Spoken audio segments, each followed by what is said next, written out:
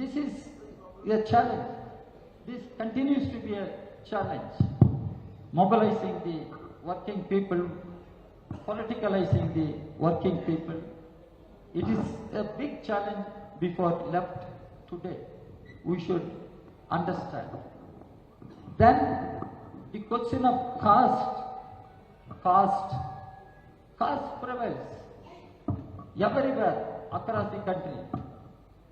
It is a big challenge before the left. How to fight, annihilate caste. We should think of. We should think of. Because you all know caste is an hierarchical society. The science is very clear. The ethics of Indian civilization are very clear. Birth is same to everybody. We are all born from the womb of mother. When we are born, we don't born as upper caste, lower caste, or Brahmins, untouchables. No, we born as children. Then how come the caste emerges? And this is in the mind of people. Even Mohan Bhagavat RSS, he tells caste is in the mind. What is that mind? How the caste enters into mind? Who forces caste into the mind of the people? Who divides? Who divides the people in the name of caste?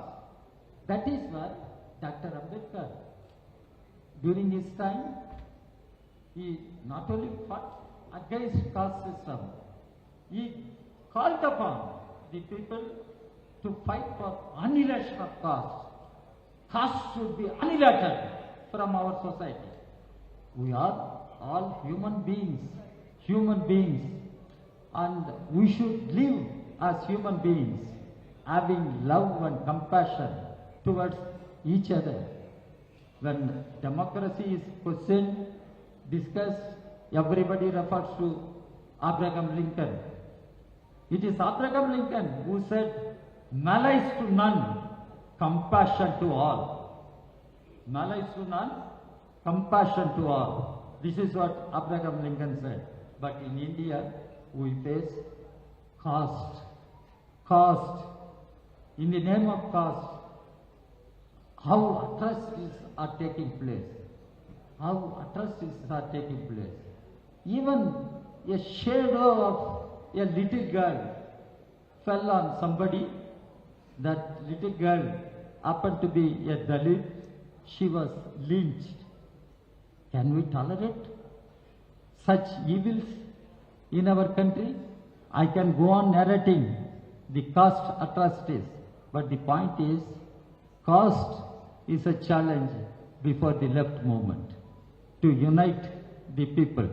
How class exploitation is challenge before the left movement, caste is another challenge before the left movement. We will have to fight against caste system, the evil of caste.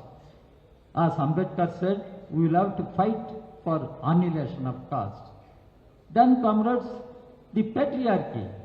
Now women are sitting here. Why atrocities against women are increasing? Why women do not get equal status in our society? Why women are treated as inferior? This patriarchy, how it is leading to atrocities against our women. How our women are lynched, tortured. Any state you take, you will come across such incidents. So patriarchy is another big challenge before the left. So we have been continuously referring to these challenges because these are all issues on which we have to continue long drawn battle, struggle. We have to continue. We have to unite people. We have to liberate people from that mindset, whatever may be. So we have to unite the people to fight against economic exploitations, to fight against social discriminations. These are now challenges before Indian left. Politically, at this point of time, we are facing challenge from BJP RSS. What is the challenge? We continue to argue India is a secular democratic republic. And RSS, BJP do not agree with the idea of secularism. They do not agree. And they are arguing even the constitution, the preamble should be thrown out, constitution should be thrown out. What is the meaning of secularism? What is the meaning of socialism? They don't agree. So they challenge the present constitution which we have today. And I don't need to enter into the history of drafting of Indian constitution. When Indian Constituent Assembly was constituted, who should head the drafting of Indian constitution? There were several names considered. Jawaharlal Nehru got a few names. One name was Dr. Ambedkar. Pandit Jawaharlal Nehru went to Gandhi, showed the names and asked him, who can be the head of drafting committee of constitution? Mahatma Gandhi, without any blinking, immediately said, Dr. Ambedkar. He ticked Dr. Ambedkar. That's how Dr. Ambedkar became the chairman of drafting committee of constitution. He is the prime architect of our constitution, principal architect of our constitution. Ambedkar at the beginning itself made it clear, India can never become, should never become a theocratic nation. India should remain a secular democratic republic. That was the stand taken by Ambedkar. That was how it has been put in the constitution. Ambedkar was very clear, emphatically, he rejected the so-called Hindutva Rashtra or Hindu Rashtra. Ambedkar said, if such a thing becomes reality, that will be the biggest calamity for the nation. So Ambedkar rejected that idea of religion-based nation, religion-based state, theocratic nation, theocratic state. Ambedkar rejected. But today, BJP, RSS, they are trying to make India as a theocratic nation, Indian state as a theocratic state. But Ambedkar and galaxy of those leaders made it clear, Indian state should be a welfare state. Welfare state. What is that welfare state? The constitution makes it clear. Indian state shall ensure all means of livelihood to all citizens, men and women. This is part of the constitution. Now what Modi is doing? Modi is doing Vikshit Bharat Ji Ram Ji. Can you spell the words? Ram Ji. What is this Ram Ji? And taking away the livelihood of the people, poor people in the rural part of our country. And now, not only that, now the Modi government has passed the legislation to impose labor codes, 4 labor codes. What is this? Taking away of the rights of trade union movement, rights of working people in this country. That is why today there is a challenge before left to safeguard the constitution itself. The very constitution is under threat, and left is having this challenge, how to save the present constitution, which defines India as a secular republic, democratic republic, Indian state as a welfare state. One more thing we can go again. It is constitution which defines India as a federal country, Indian government as a federal government. India, that is Bharat, union of states. That is what constitution says. In fact, Ambedkar originally went to the extent of saying India, United States of India.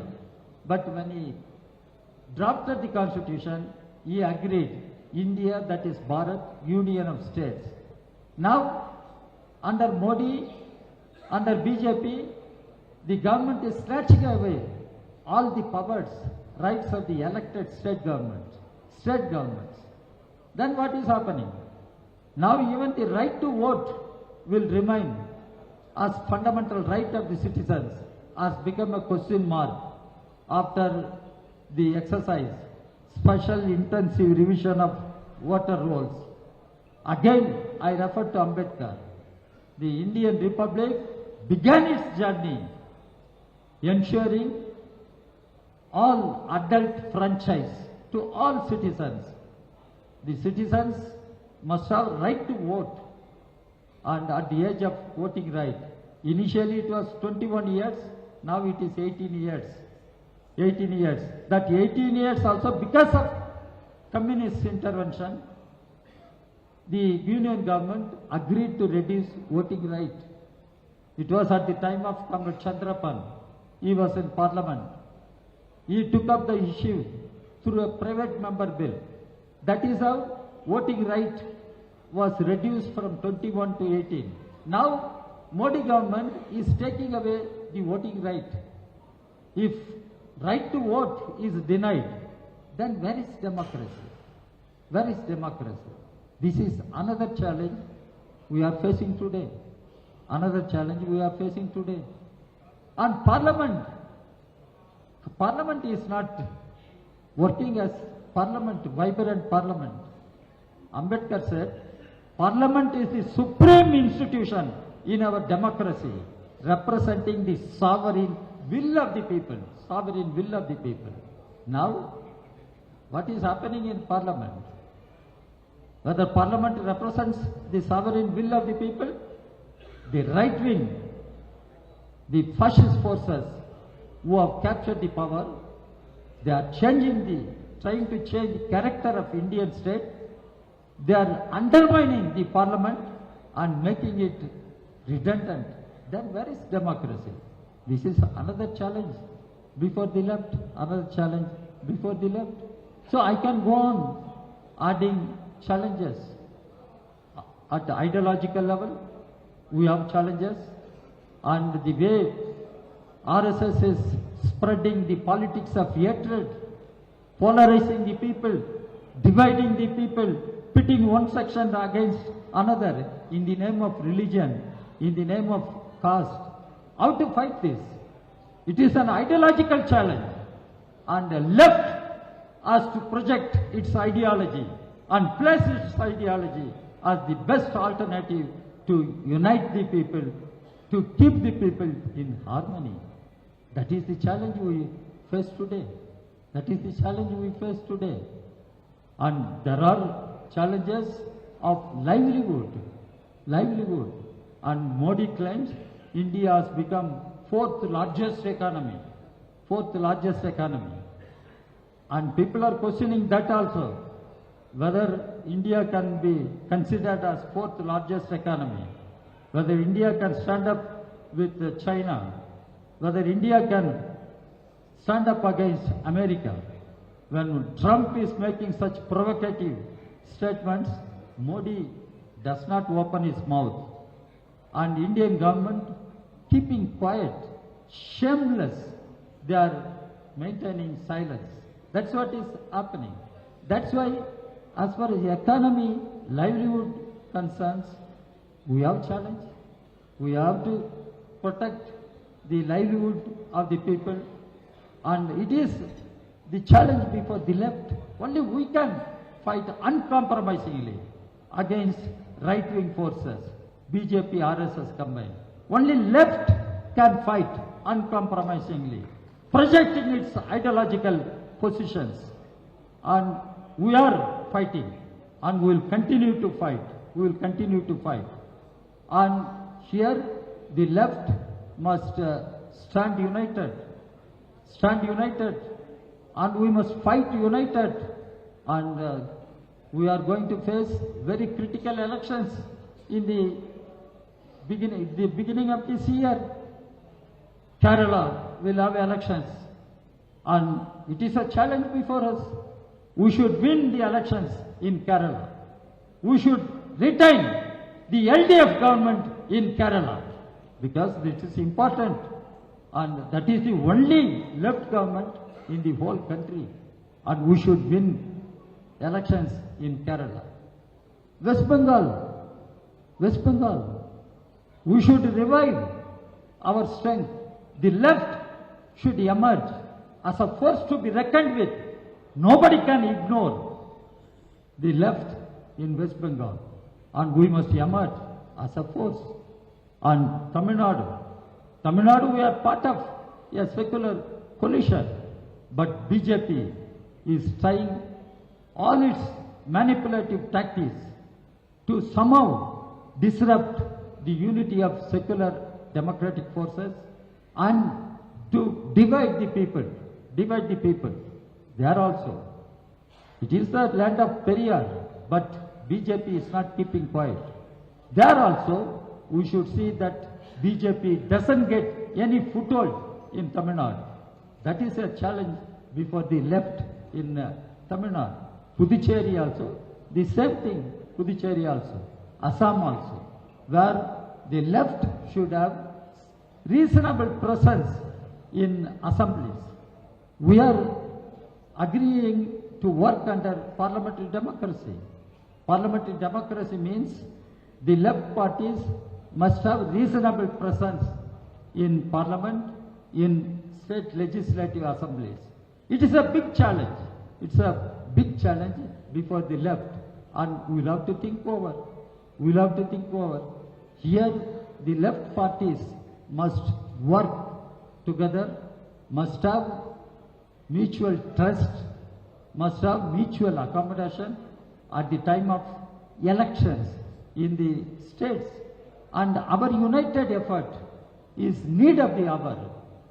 The strength of left should improve, strength of communists should improve. Unity of left, unity of communist movement is need of the history today. Indian democracy needs, left should be a strong force. Communists should be a strong force. The unity of left, unity of communists must be strengthened. As far as unity of left, unity of communists, we have been very consistent. CPI has been consistent. It was Comrade Rajeshwar Rao who made open call for the reunification of the communist movement. We have been working together. And when Comrade Surjit was General Secretary, after that Comrade Prakash Karat, Comrade Sitaram Yechuri, we have been working together, and Comrade Dipankar, we have been working together, Comrade Devarajan, we have been working together all along. But now we must move forward. And people, we should not allow anybody question what is the future of Indian left. I used to say the future of India is the future of Indian left. Without us, what is the future of India? Ask them. Without left, what is the future of India? So future of India is linked with future of left, and we left should work together unitedly, fight together unitedly, and see the right-wing BJP government is removed from office as early as possible. And this understanding should be there with the other secular democratic parties also. How to convince other secular democratic parties, how to bring them in the united movement, united action. That is also a big challenge, and I hope the left parties can overcome that difficulty, and we can play an important role in impacting on secular democratic parties to have better clarity, and fight against right-wing forces. So, comrades, there are number of challenges, but we must be confident. The left should be the force which has utmost confidence. If left is not there, what will happen to our country? We have seen Venezuela, Bolivarian revolution, Chavez. After Chavez, it is Maduro. Now, the American imperialist power shamelessly waged war. Now, India, we are in a precarious situation. This side, we have Pakistan. That side, we have China, Bangladesh, Myanmar, and this Asian region is a very important region. Among South Asian countries, Asian countries are very important. And Modi government betrayed the global South, and only the left can champion the needs of global South, and global South will have to emerge as a force in order to shape the global political course. So, friends and comrades, we will have to think over with all seriousness about the future, not only of India, of the world. Not only of India and world, about left itself, future of left. If we are a strong force, we can safeguard the interests of toiling masses, the poor people, the working people, the farmers, the agricultural workers, the unemployed youth students, the women students, the children. So let us unitedly work, strengthen our movement, strengthen our people's movement and mass movement, and let us move forward. I highlighted some of the challenges, ideological, political, organizational. Now our beloved comrades are here. They will give their views.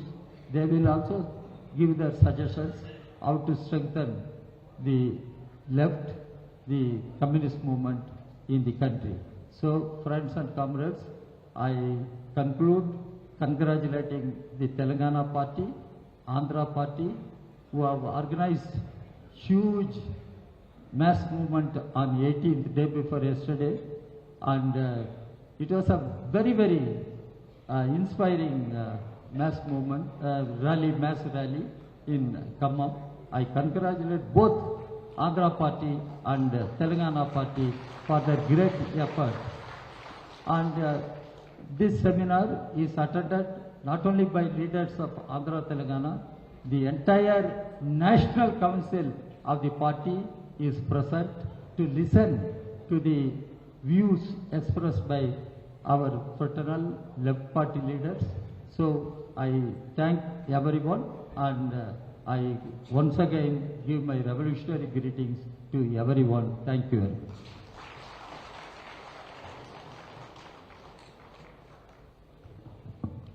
Comrades, true translation కాదు, main points చెప్తున్నాను. ముందుగా comrade Rajeswara Rao, Rajasekhar Reddy, Giriprasad, comrade Sundarayya గారు, బసపన్నయ్య, రావినారాయణ రెడ్డి, మగ్దుమ్ మొహిద్దీన్, అలాగే communist ఉద్యమాన్ని ఈ భారతదేశంలో నిర్మించిన వారందరికీ కూడా నేను జోహార్లు తెలియజేస్తా ఉన్నాను. అలాగే ఈ నయా వలస విధానాల వలన భారతదేశంలో ఎన్నడూ లేనటువంటి అసమానతలు దేశం లోపల దేశం వెలుపల నయా వలస విధానం వలన అసమానతలు నెలకొని ఉన్నాయి. ఆర్ఎస్ఎస్ వలసవాదం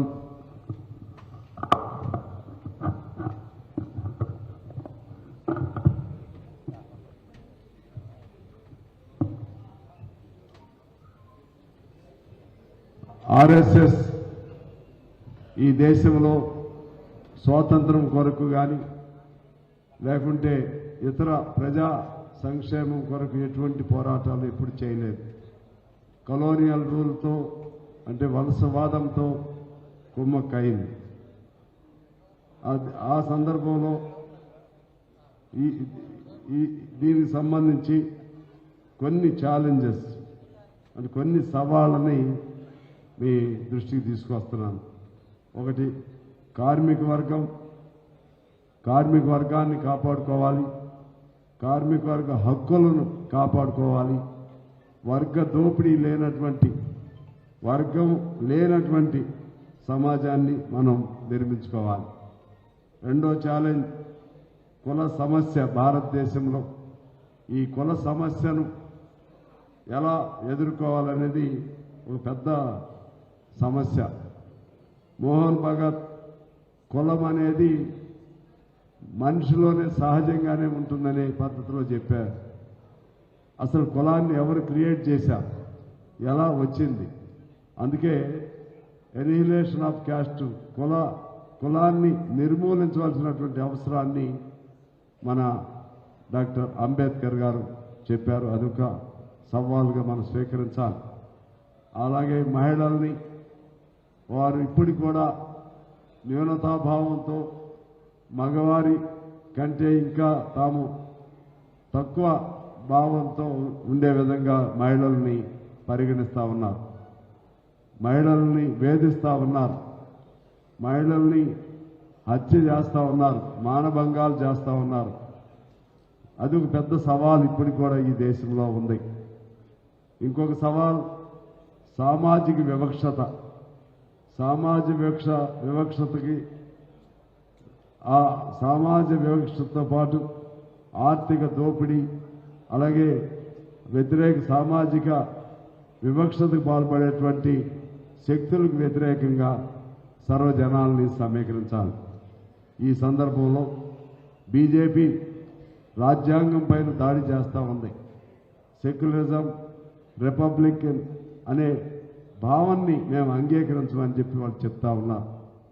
హిందుత్వ రాజ్యాన్ని ప్రతిపాదించిన ఆ సమయంలోనే మన రాజ్యాంగ అసెంబ్లీలో ఆనాడే అంబేద్కర్ ఈ దేశాన్ని మతపరమైన దేశంగా ఉండటానికి వీల్లేదని ఆనాడు అంబేద్కర్ గారు చెప్పిన దాని ప్రకారంగా ఇవాళ లౌకిక దేశంగా మన భారతదేశం ఉంది.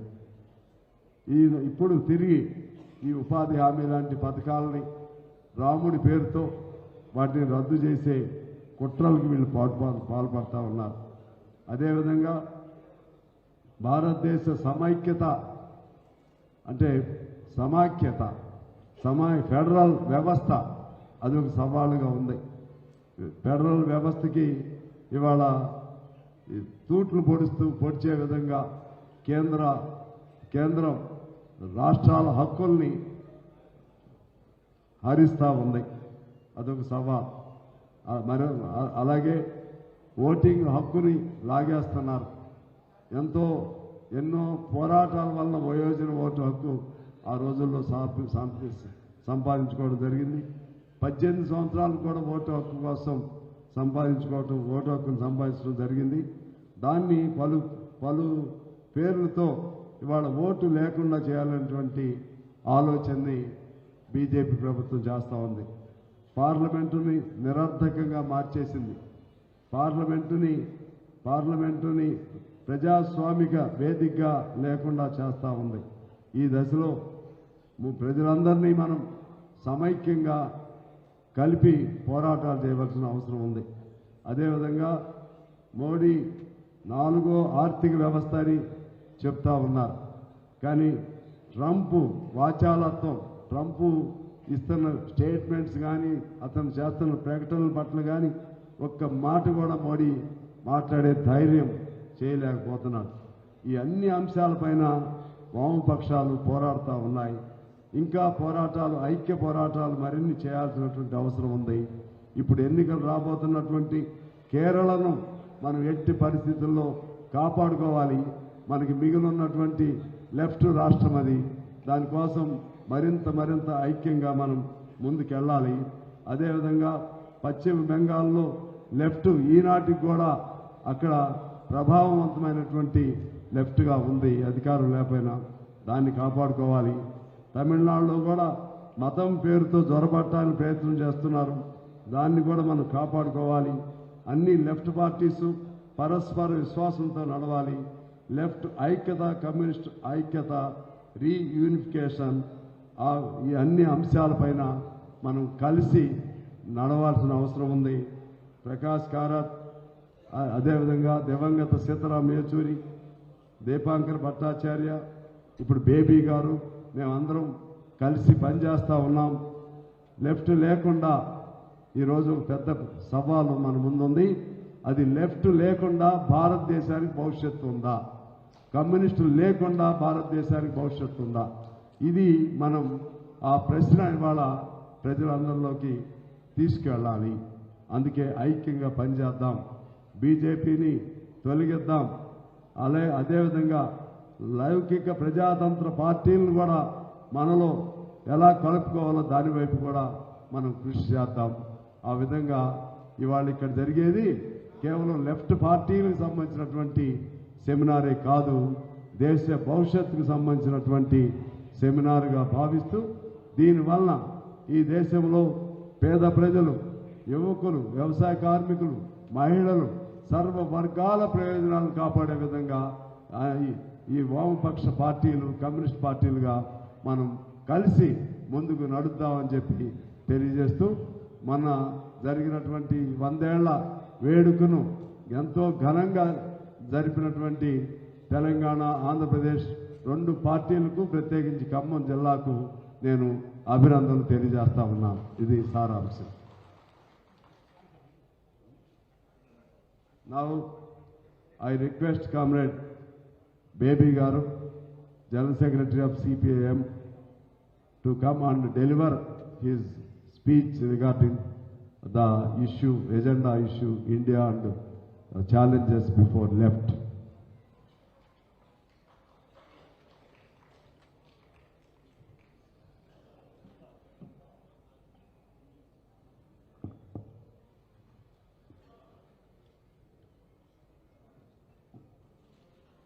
అధ్యక్షులు,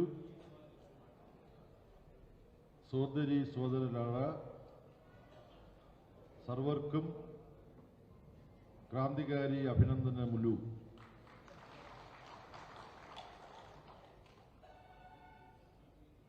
Esteemed comrades representing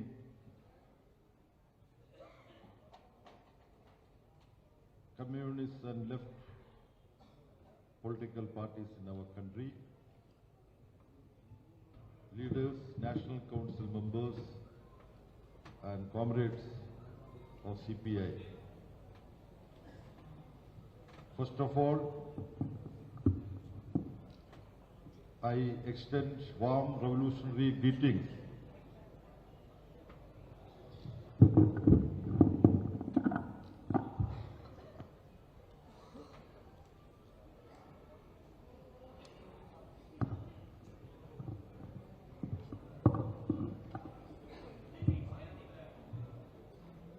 First of all, I convey warm revolutionary greetings to all members of Communist Party of India on the occasion of the centenary celebrations of the party considering the meeting held in Kanpur, historically very important meeting, the first meeting to be held in India, communists from different parts of our country coming and formally and publicly launching the work of the communists. As we all know, we refer back to the October 17th meeting held in Tashkent with M.N. Roy and other comrades, including Muhammad Shafiq. That was another phase of the origin of the communist work by Indian comrades.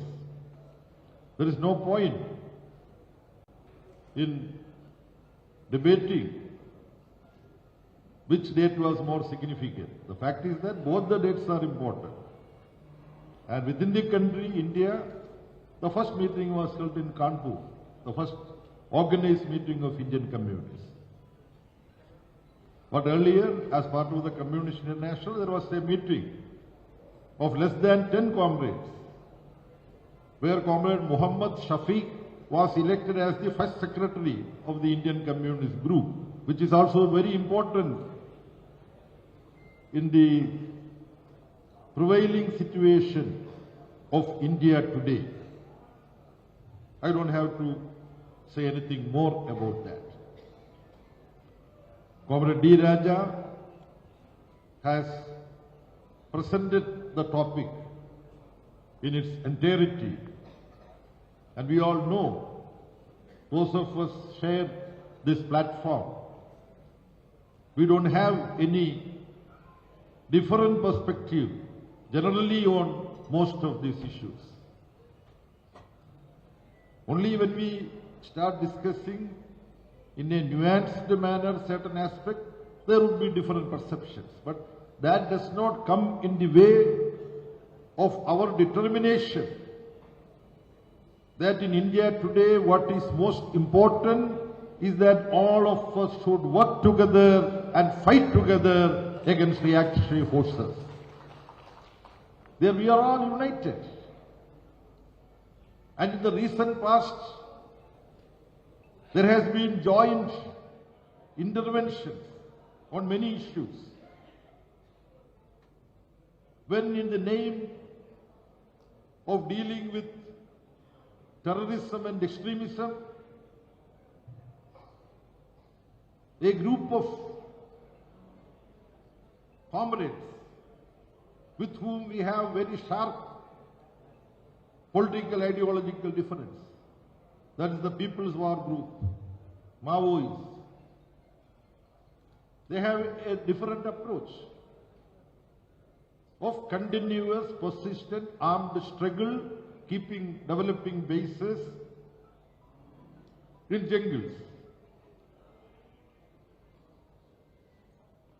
But while having our differences with that approach, in the present day world, in the present India, whether such an approach of continuous, perpetual armed struggle against Indian state, whether that is practical, advisable or desirable, we have our differences, all of us. But annihilating them without recognizing Indian constitution or rule of law by the powers that be, by the central government, by the union government and state governments, it is state terrorism. And they were willing to negotiate. They offered to talk. Government of India said, no talk, we will deal with you. And what they were doing with them, the Maoists, no civilized society can recognize. They are being caught and they are asked to go out of the police station or whatever temporary arrangement they make in jungles. When they move out, they are going shot dead. Then they say they have been killed in encounter. This is naked lie. This is terrorist lie that Indian governments and state governments were doing. Why I straight away started talking about this? This is a matter in which we discussed and we intervened in this matter. And we were willing to stand up and say that we have our political, ideological difference with this group. But what Government of India does is unacceptable. We tried our level best to highlight this particular point. And today, on this stage, we were discussing the Trump proposal, the so-called peace plan for Gaza, Palestine. It is a plan of continuous total occupation of Gaza. West Bank already 40% is under Israeli occupation supported by USA. And the point is, all details we all know. I don't want to elaborate. But US administration wants India to join the so-called peace plan, where a board of peace is a travesty of truth. This name given, board of peace. This is a board of annihilation, actually. But the state of the world is such that even United Nations is also caving in to this proposal. But India is being asked to join this board. We have independently already taken position, all the parties, left parties, that India government should not join this plan of Trump and Netanyahu and some accomplices. So, in India today, how the left should react to emerging situation. Our political task, we are all on the same page, that the biggest threat that the people of our country face today in our country, India, is the very fast, dangerous steps being taken by the union government under Narendra Modi, which is an instrument in the hands of a fascist organization, Rashtriya Swayamsevak Sangh. There can be, as communists and left parties, we may discuss. A fascist RSS is controlling this government, but can we call the state fascist now? Did India transform into a fascist country? These things are nuanced discussion that we can separately engage in. But we don't have any difference of opinion that RSS is fascistic and RSS is calling the shots. And the Prime Minister is an RSS pracharak. And without any hesitation and shame, he openly stated that V.D. Savarkar is his political guru. The same Savarkar who was one of the accused in the murder case, murder of Mahatma Gandhi. So this is the real situation in India today. And we know various steps followed by union government. Reducing Indian Parliament into a mere appendage which need to be handled by powers that be. the importance of Parliament, which Comrade Raja referred to, how Ambedkar in Constituent Assembly underlined the importance of Indian Parliament. We have our reservation about Indian Parliament also. It is not for the first time that Indian Parliament has been totally disarmed and made an instrument in the hands of the ruling dispensation. During emergency, we had that experience. It was almost a non-functioning parliament. But today, under fascistic RSS and their political party BJP calling the shots, entire democratic space of parliament has been totally removed. It's just being reduced into a skeleton. So defense of whatever that can be protected from the parliamentary system of functioning, we need to pay serious attention, we the left.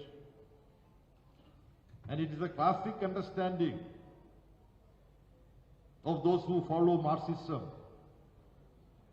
that when the bourgeoisie or the right-wing political forces find the parliamentary system not convenient to their scheme of things, they will discard bourgeois democracy, parliamentary democracy and all that, and they would turn to dictatorship. Or in cases like what we are faced with in India or various other countries, they would turn to fascistic or neo-fascistic tendencies. Then it is the duty of the working class forces, it is the duty of communists and the left forces to hold high the flag of democracy when bourgeoisie discards that. So this is one of the very important responsibilities of left and communist forces. Then there are different manifestations of their turning neo-fascist or fascistic. One of the most dangerous, alarming exercise that they are taking recourse to is the so-called SIR, Special Intensive Revision of Voters List. That is how they give an expansion, but in fact it is special intensive removal of various sections, inconvenient sections in society from the voter list.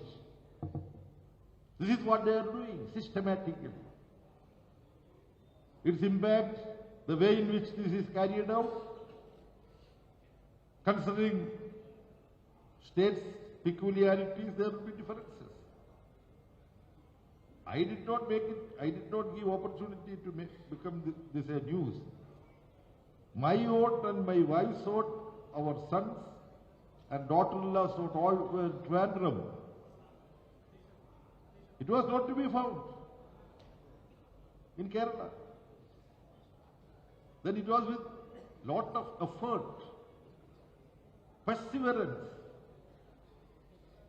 we could complete the formalities. Being a former member of parliament and all that, generally there is a special, we don't want for any special thing, we communists, but still in the system,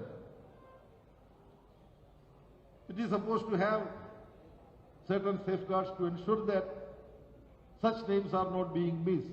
But the Vice Admiral's case in Goa and so many other cases, this would have appeared. But that way this was not revealed. So the special intensive removal from the voters list, they have a grand plan with regard to this. All the dimensions have not been discussed in our society. Why? This special removal is happening parallel to the census exercise. And there is one very special provision related to the census organization.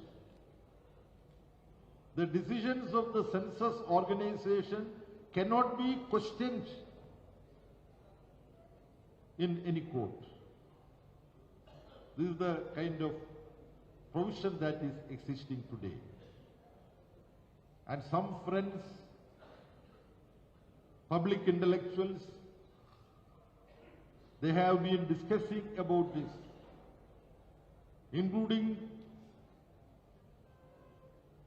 former Home Secretaries and senior Indian Foreign Service officers and scholars, that there could be some scheme, because the delimitation has to start on the basis of the new census. And the Constitution amendment made was that the new delimitation would take place only after a quarter century, that after 2025, only after 2026 census. That originally should have been 2031 census, because census is once in 10 years. 2021 census could not take place because of COVID. But it could take place in 2023. They delayed it. Now they are doing it. What is being suspected is that before 2029 election, next Lok Sabha election has to be in 2029, the census that is taking place now, with the new technology available and the way in which RSS does various things, they know how to circumvent various provisions. There can be a scenario where before 2029 they may go for delimitation also, whereby if on the basis of new census delimitation takes place, already in public sphere there has been discussion, most of the South Indian states are going to lose dozens of seats. Long and short, the overall possible impact could be the area where BJP thinks that BJP thinks, I'm sorry, I should have said RSS thinks. BJP is nothing but RSS. As per RSS calculation, if on the basis of the new census a new delimitation takes place, discarding whatever be the political result of South India with the other states, comfortable two-third majority can be organized by the RSS dispensation. This is the calculation. I don't want to go into more details about this issue. On this we need to have wider discussion, and we need to have experts and professionals who are knowledgeable about these matters to form activist groups, discussions, and we need to come out with alternate proposals to this particular situation. In fact, almost 10 days ago, there was an article in the Hindu where various possible alternatives to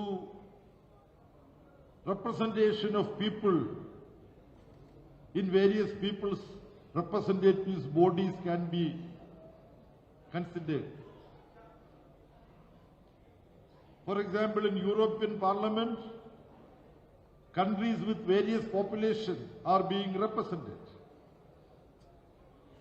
So a rational proportion is being worked out in the representation of European Parliament, where countries belonging to the bracket with larger population,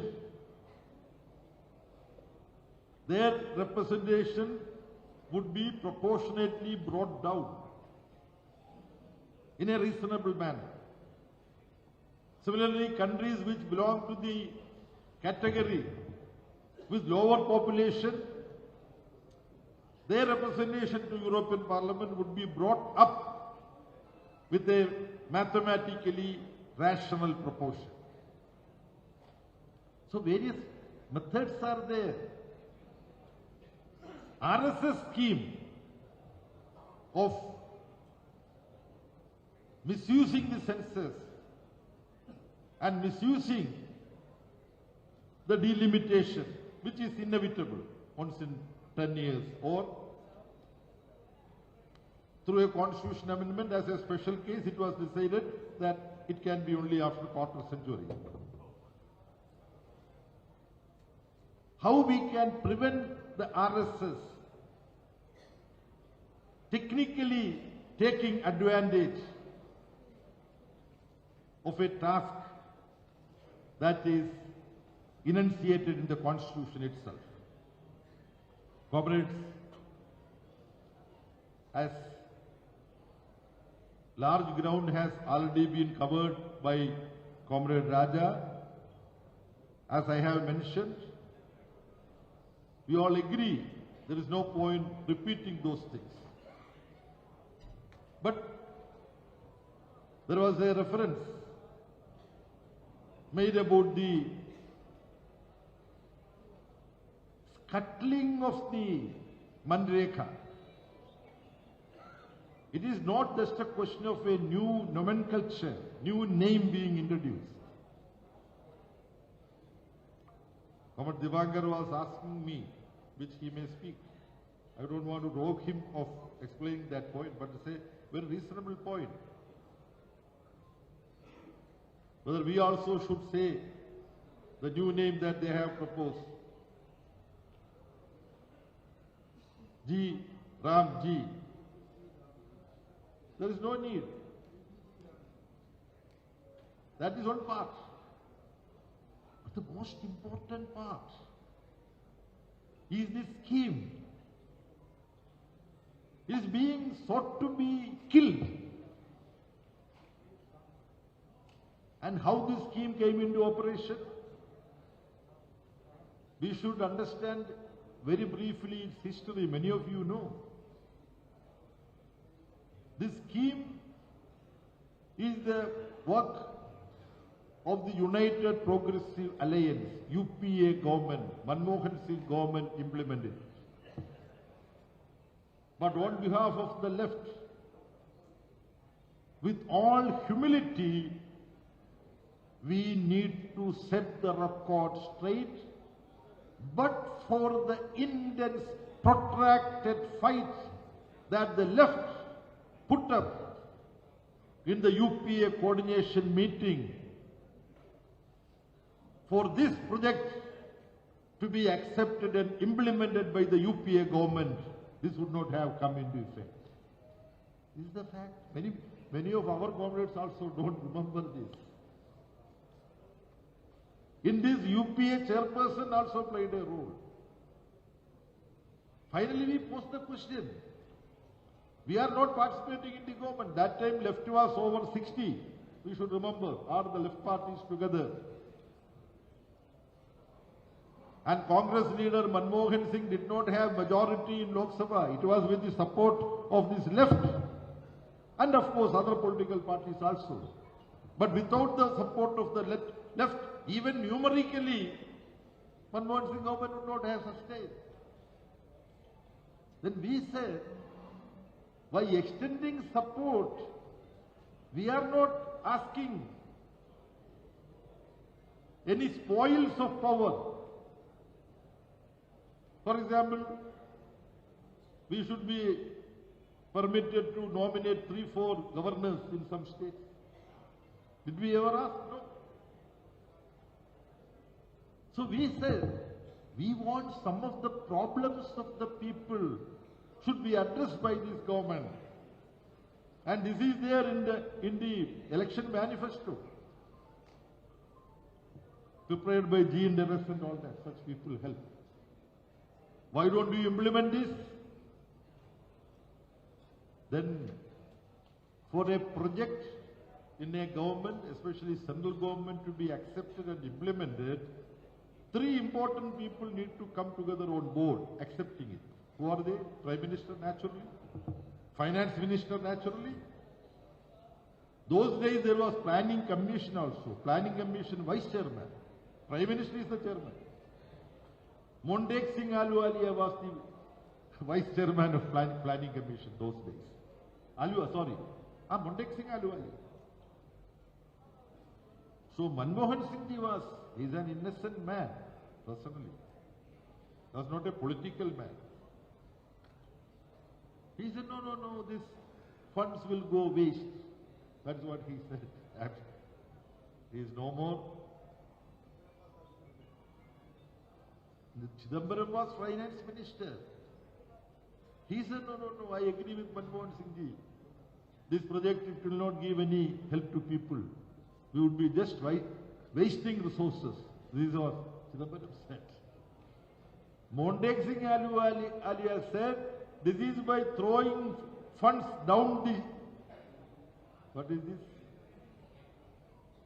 Down the line.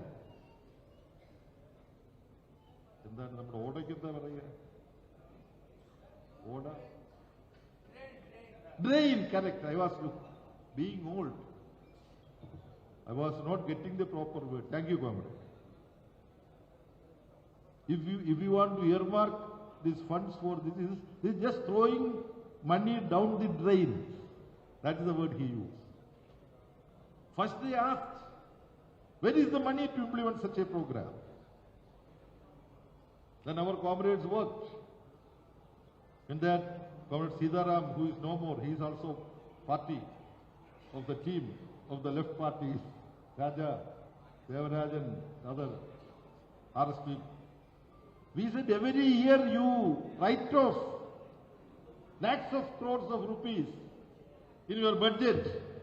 Don't write off. Just save those money. That is good enough. Like that we are. Anyway, let me not go into those details. So, after protracted struggle of the left, this also gives the reply why there should be a left. But for the left, this Manrega would not have been there. That is how it came. Now with this modification, what is happening? Manrega provides a right-based poor protection. In any part of India, those who are registered, they can go and demand, I am willing to do unskilled labor. You know what work they do? It's unskilled work. They should be given work and the wages for that work. If the government is unable to give them some work, equivalent to the wage should be given. That is this Manreka project. Now what is in the amended form, what is its impact? Section 5(1), which says central government notify how and where this project need to be implemented. Now to understand simply, I would say, with the modification that is being made by the BJP government at the center now. In Telangana, they will not notify any place in Khammam if central government does not want it. They will notify that some blocks in some district of Telangana only this project will be implemented. That is all. In my state Kerala, they would say this will be implemented only in Palakkad district and that too in Attapadi block. Finish. This is the dangerous move by the central government of like these forces, these communal fascistic forces, its predecessors assassinated Mahatma Gandhi, this project also is being assassinated.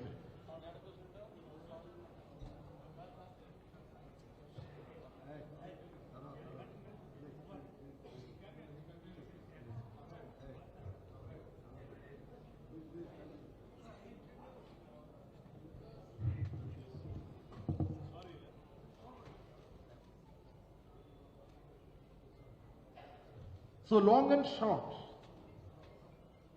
it is not just the question of the name being changed in a historical manner. They are unhappy with the name of Mahatma Gandhi. That's important. Because Mahatma Gandhi stood and lived for communal amity. That's why he was assassinated. Now they are assassinating a pro-poor project which was implemented by the UPA government with the support of the left. They not only re-christen itself, change its name, which itself is unpardonable, because they want to remove the name of the father of the nation. They are, for all practical purposes, some people said it is a mercy killing of a job project for the poor.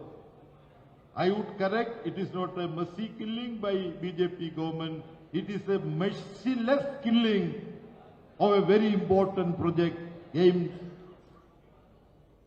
at helping, extending some help for the sustenance of the poorest of the poor in Indian society. So one of the important tasks that we should take up by the left forces basically, because within the UPA we negotiated and we have engaged in a friendly fight with Congress to get it implemented. So we the left have decided to take it up very seriously, and wherever possible within the structure of India Bloc platform also, we should take this up in a very, very serious manner. As the minister in charge of this district, I think, he has come and there are many other speakers. I do not want to take much of the time.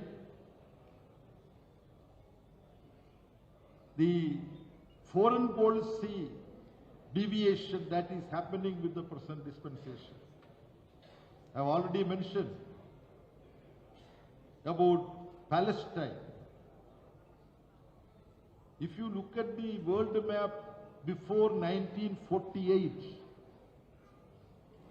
you will only see Palestine in that area, you will not find Israel there.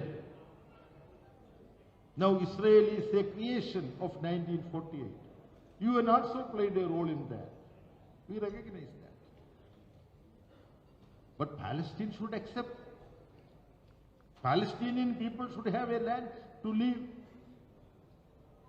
A land when they die to bury. In the scheme of US imperialism and Netanyahu, they don't require. Israel is occupying the entire Palestinian land. Where does Narendra Modi government stand on this issue? This is the question.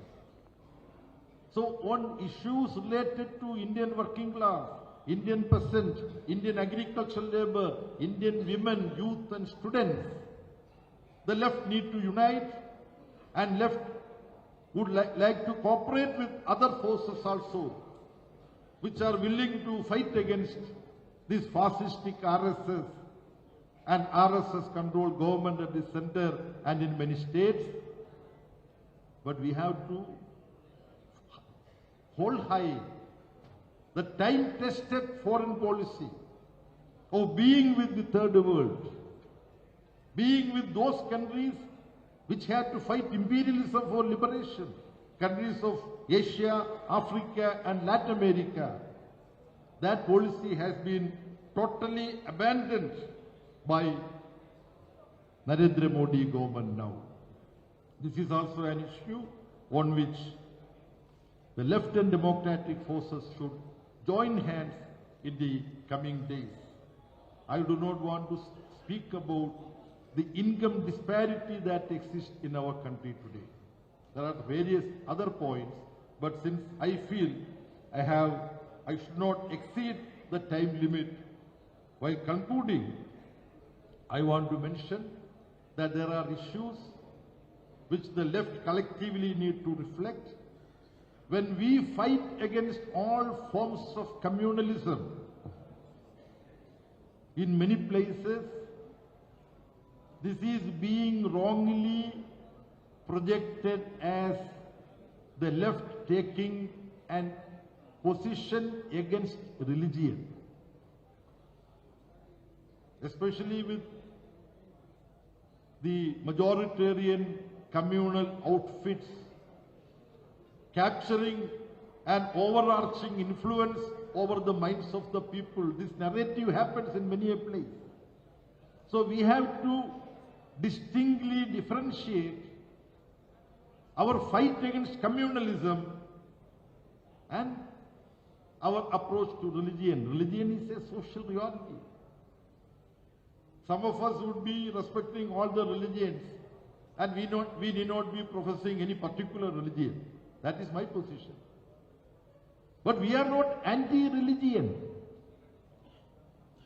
When we criticize communalism, it is not opposition to that particular religion,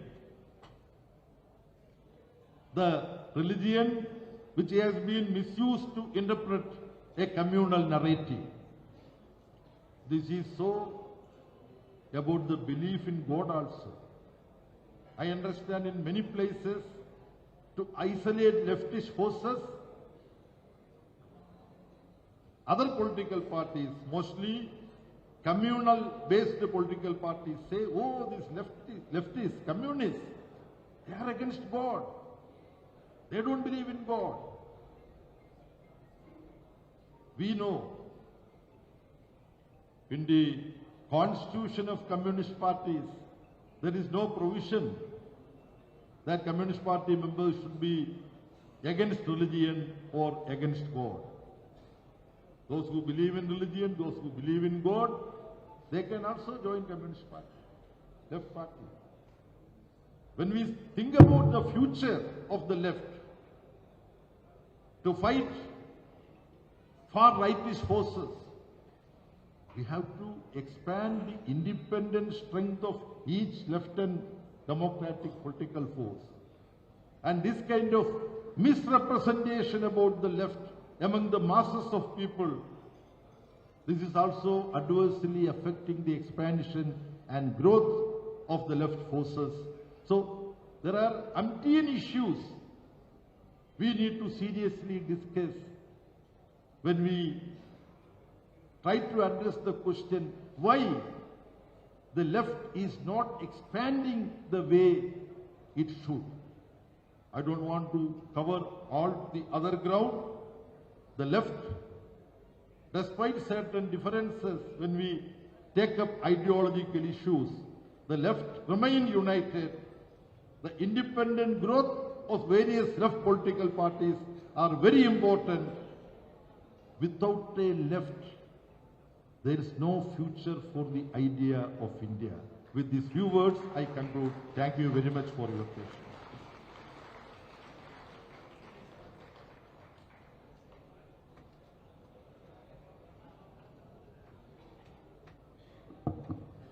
Thank you, Comrade Baby Garu. You have delivered very good message to the gathering. Actually, మీ అందరికీ నేను మనవి చేసేది ఏంటంటే time తక్కువ ఉండబట్టి translate చేయట్లేదు. Don't feel otherwise it is I don't find time to translate, so it takes so much time. మళ్ళా దీపాంకర్ భట్టాచార్య గారు మాట్లాడతారు. మధ్యలో మన ఉప ముఖ్యమంత్రి గారు వచ్చారు, వారు కూడా మాట్లాడతారు. తర్వాత మన దేవరాజన్ గారితో క్లోజ్ చేద్దాం. మళ్ళా after lunch will have our national council meeting also. So Bhatti గారికి సంబంధించి comrades, I invited comrade Shri Bhatti garu, who has got versatile knowledge of all the subjects, and he is a vivid reader of, so extent reader of all the subjects. So that's why I asked him to come prepared. So actually he came with all that preparation because of time factor. So just he will give some important points along with his message. So right now I request Comrade Deepankar ji to deliver his message.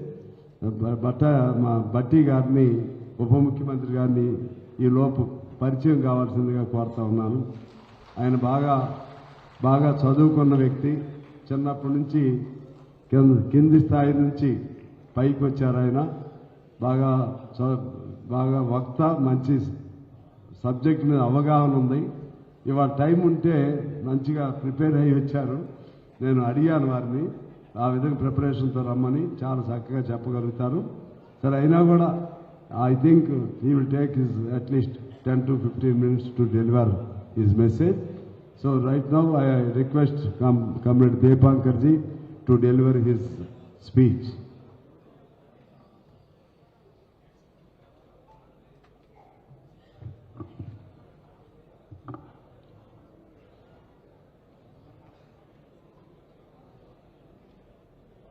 Comrade President, Comrade M.A. Baby, Comrade D. Raja, Comrade Devarajan, मंच पर उपस्थित अन्य तमाम साथियों और यहाँ उपस्थित CPI के नेशनल काउंसिल के सभी साथियों, अन्य तमाम साथियों, सबसे पहले this is a historic occasion, centenary of the CPI. So please accept my warm revolutionary greetings. Warm revolutionary greetings to all comrades of CPI across the country.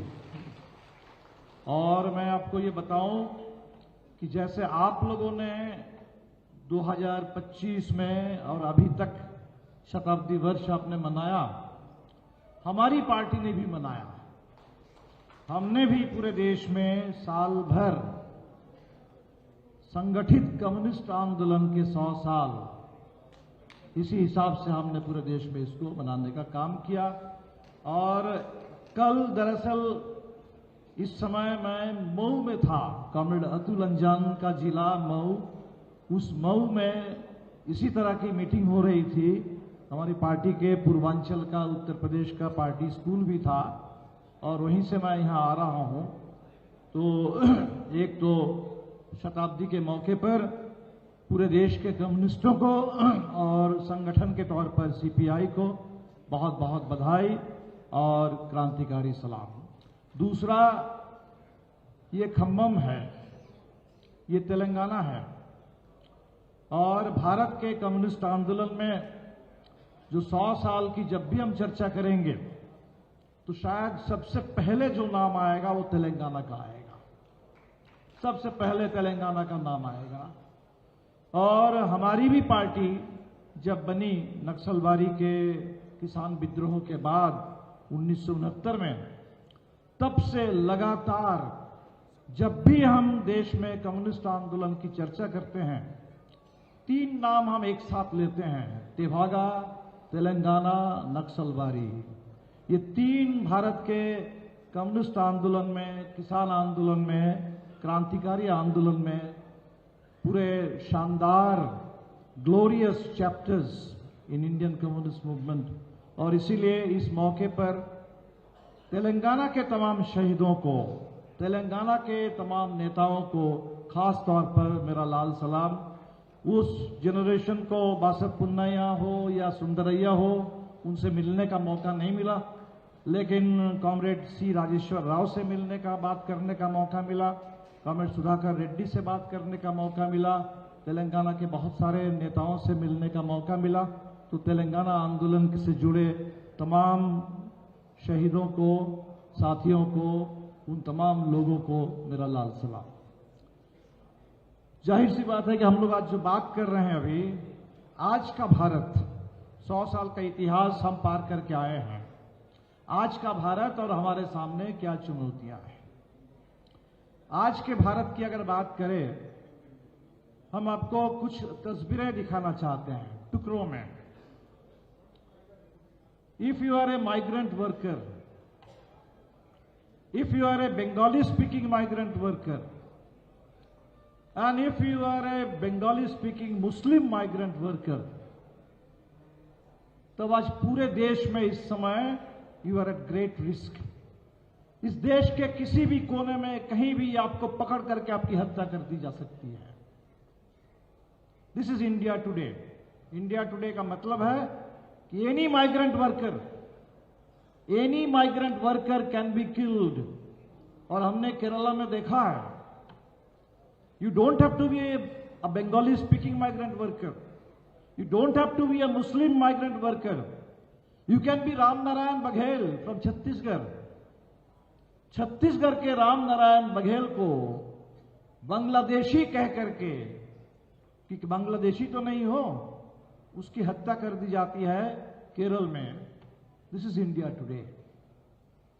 आज अगर हमें सोचना है इस समय देश में, हमारे त्रिपुरा का एक नौजवान एंजल चकमा, त्रिपुरा का एक ट्राइबल नौजवान जो एमबीए पढ़ रहा था, उसका पिता बीएसएफ में है और वो देहरादून में, उत्तराखंड में पढ़ता है।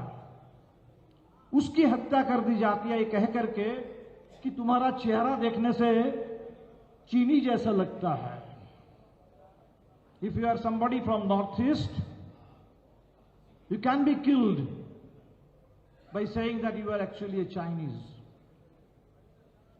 खबर आई है अभी उत्तर प्रदेश के बरेली से, 12 लोगों को अपने घर में नमाज अदा कर रहे थे, घर में नमाज अदा कर रहे थे और उनको गिरफ्तार किया गया, डिटेन किया गया। क्यों? कि आपने अपने घर को रिलीजियस वर्शिप के लिए इस्तेमाल किया है। ये तो हैरान करने वाली बात है। इस हिंदुस्तान में कितने हिंदू घर हैं, घर में पूजा होती है, किसी ना किसी देवी देवता का वहां फोटो है, मूर्ति है। क्या कल ये भी शुरू हो जाएगा कि घर में आप पूजा नहीं कर सकते? संविधान में रिलीजियस फ्रीडम की बात है। इस बार के क्रिसमस में हमने देखा पूरे देश के हर कोने में अब क्रिसमस नहीं मना सकते। सेंटा क्लॉज का चेहरा अगर आपको दिख गया तो उससे आपको खतरा महसूस होता है, उसमें नफरत है। जो सेंटा क्लॉज बच्चों के लिए पूरे दुनिया भर में शांति के लिए, खुशी के लिए, प्यार के लिए लोग जानते हैं, और आप उसको नफरत उस पर आपको है। तो ये जो पूरे देश की स्थिति बनी हुई है, समझना कठिन नहीं है कि हम कहां जा रहे हैं। पार्लियामेंट है, पार्लियामेंट में कैसे कैसे कानून पारित हो रहे हैं, कितनी चर्चा होती है और कैसे पारित कर दिया जाता है, आपने देखा। अभी न्यूक्लियर पावर का प्राइवेटाइजेशन किया गया। क्यों? क्योंकि अदानी को न्यूक्लियर पावर में भी घुसना है। कोल हो गया, सोलर पावर हो गया, विंड पावर हो गया। शायद अब अदानी जी को न्यूक्लियर पावर में भी घुसना है, तो न्यूक्लियर पावर का भी प्राइवेटाइजेशन कर दो। कुछ भी कोई कानून बना दो। अभी एक higher education commission of India बनने वाली है, उसका नाम दिया गया विकसित भारत शिक्षा अधिष्ठान।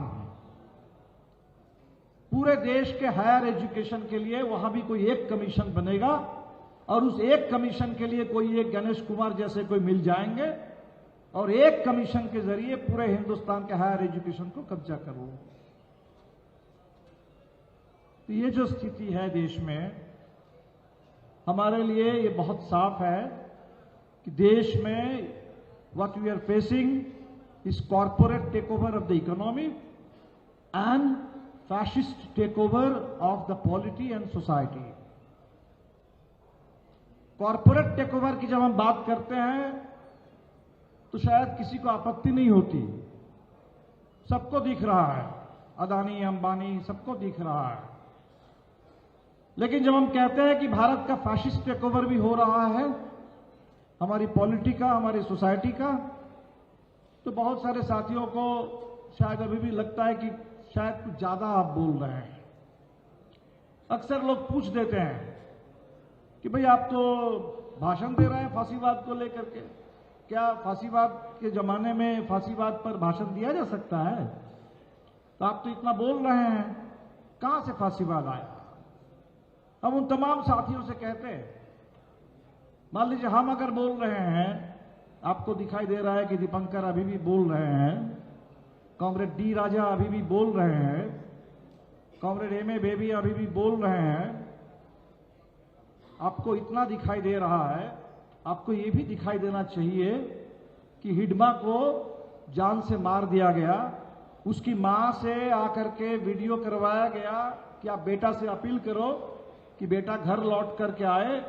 वो मां वीडियो बना करके अपील करती है कि घर लौट आओ, लेकिन बेटा लौट करके नहीं आता है, उसकी लाश आती है।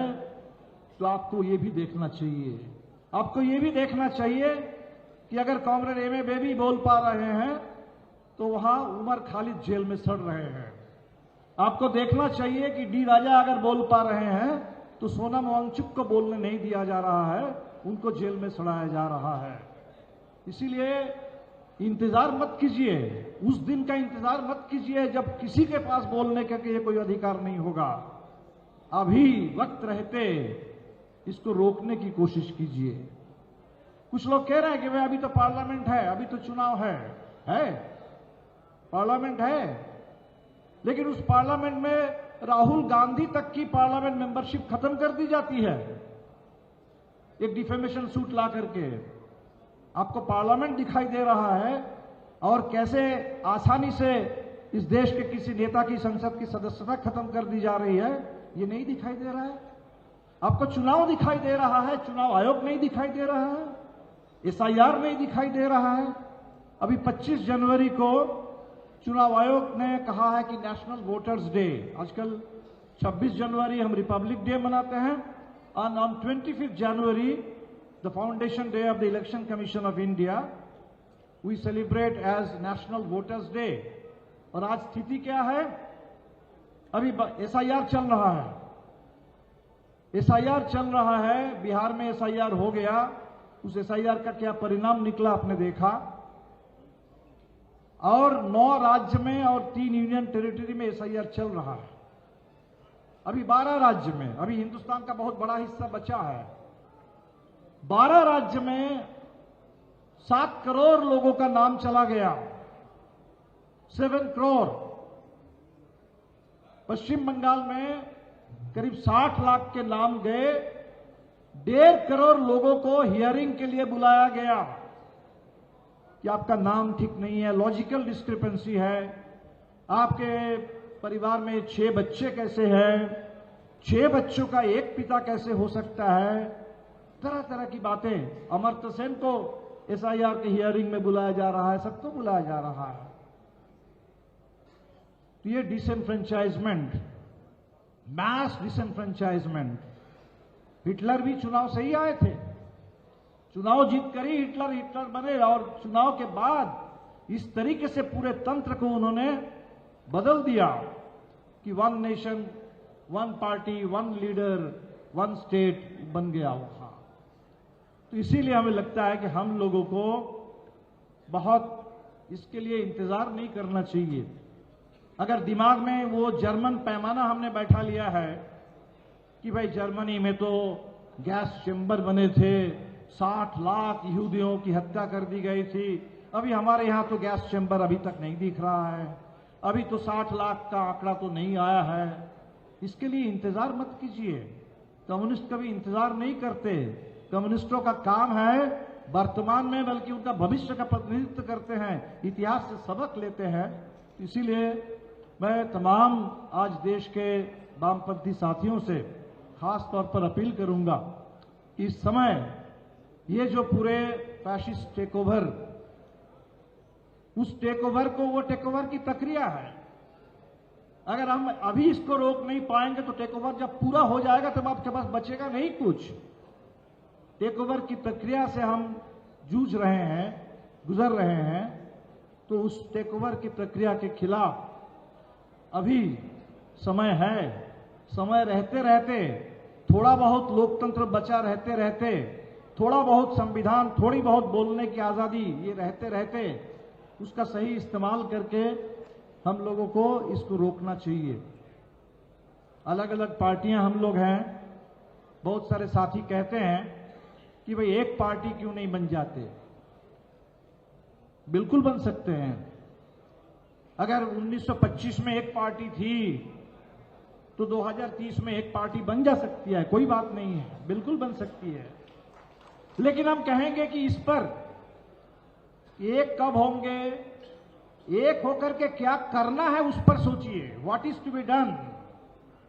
एक होना है, एक होना है, एक हो जाइए, एक हो जाइए, एक नहीं होने से नहीं होगा, इससे कोई बात नहीं बनेगी। एक होकर के करना क्या है। अगर एक नहीं भी है, 4 अलग पार्टी भी है, तब भी एक साथ मिलके बहुत कुछ कर सकते हैं। तो नजर हमारी इस पर हो कि करना क्या है। मैं बस कुछ आंदोलनों की चर्चा करके बात खत्म करूंगा। अभी इस देश में, अब पुराने इतिहास याद करिए तो 1925 में CPI, लेकिन 1920 में AITUC का गठन हुआ। CPI बनने से 5 साल पहले ट्रेड यूनियन केंद्र का गठन हुआ। पूरे आजादी के आंदोलन में ट्रेड यूनियन आंदोलनों का जबरदस्त उस समय दौर था। 1926 में इस देश में ट्रेड यूनियन एक्ट बना था, कोई अंग्रेजों ने तोहफा नहीं दिया था। उस देश में उस समय का जो मजदूर आंदोलन था, उस आंदोलन की ताकत थी कि उसने अंग्रेजों को भी मजबूर कर दिया था कि ट्रेड यूनियन के अधिकार के लिए कानून बनाओ। तो क्या आज ये जो 4 लेबर कोड थोपे जा रहे हैं, ये जो मनरेगा को खत्म करके ये जो कानून आया है, हम अभी कॉमरेड बेबी से कह रहे थे कि हम इसको जी राम जी नहीं कहते। जी राम जी, कुछ लोग महात्मा गांधी बनाम राम, इस चक्कर में हम नहीं जाएंगे। जी राम का मतलब है ग्राम। ये विकसित भारत ग्राम जी कानून आया है कि विकसित भारत जब बनेगा, उस विकसित भारत में ग्राम कहां रहेगा, ग्राम के बेरोजगार कहां रहेंगे, ग्राम में रोजगार का क्या होगा। तो ये गांव का सवाल है, गांव के रोजगार का सवाल है। तो क्या ये गांव के रोजगार का सवाल, ये जो आज क्या उभरता हुआ हिंदुस्तान का मजदूर, अभी इस साल के अंत में हमने देखा कि गिग वर्करों ने हड़ताल की, और गिग वर्करों की हड़ताल से कम इतनी बात बनी, वो जो 10 मिनट के अंदर आपको डिलीवर करना है ब्लिंकिट के मजदूरों को, उसमें थोड़ा पीछे हटना पड़ा है उनको।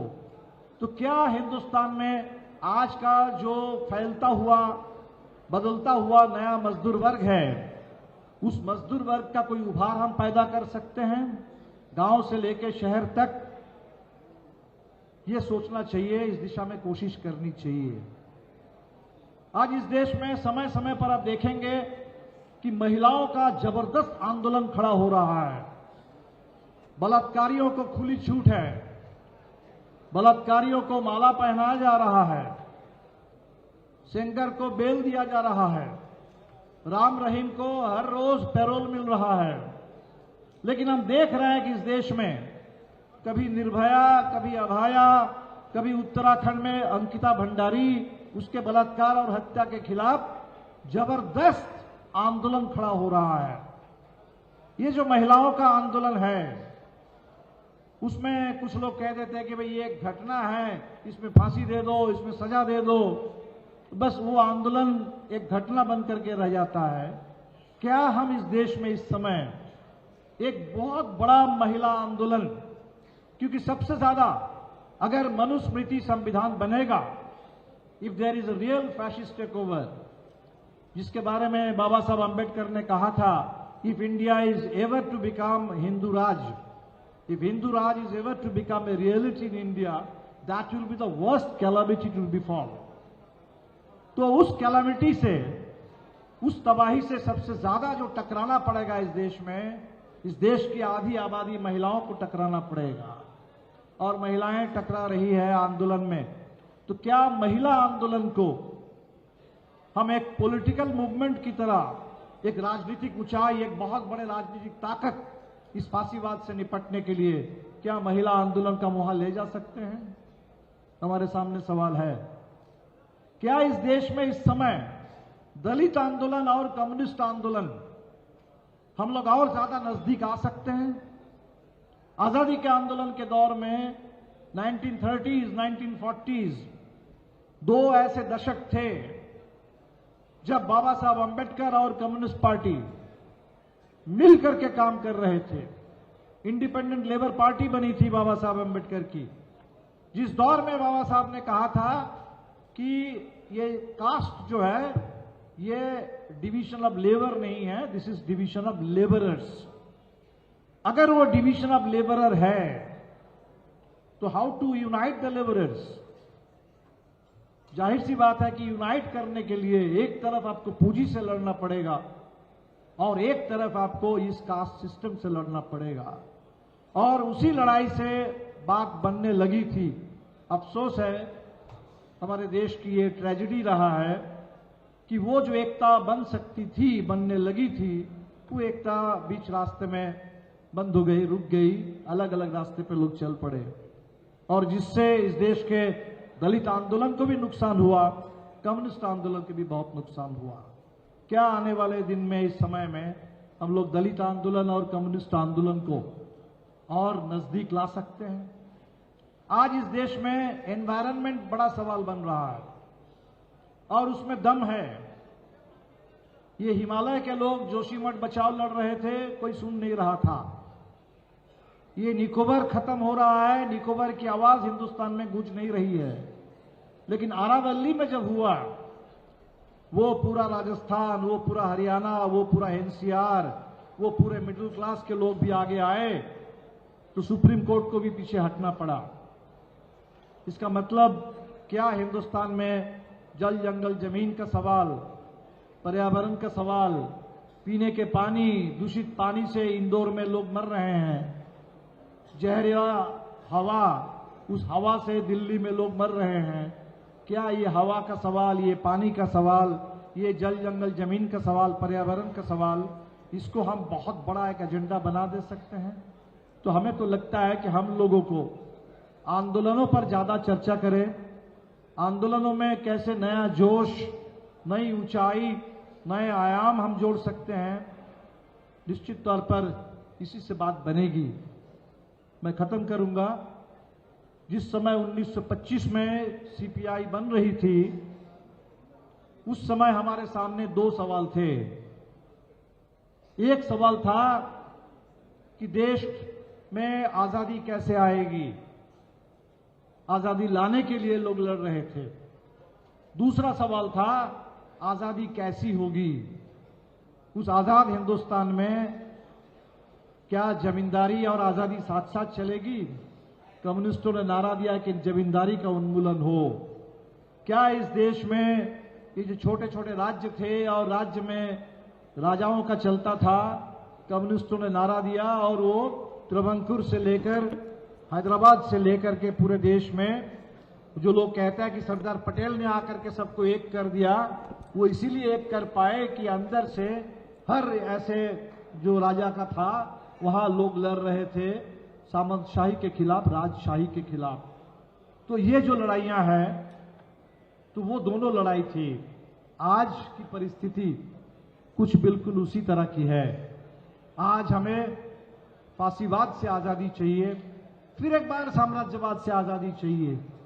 वो ट्रंप के आगे भारत सरकार घुटने टेक रही है, भारत के शासक वर्ग घुटना टेक रहा है।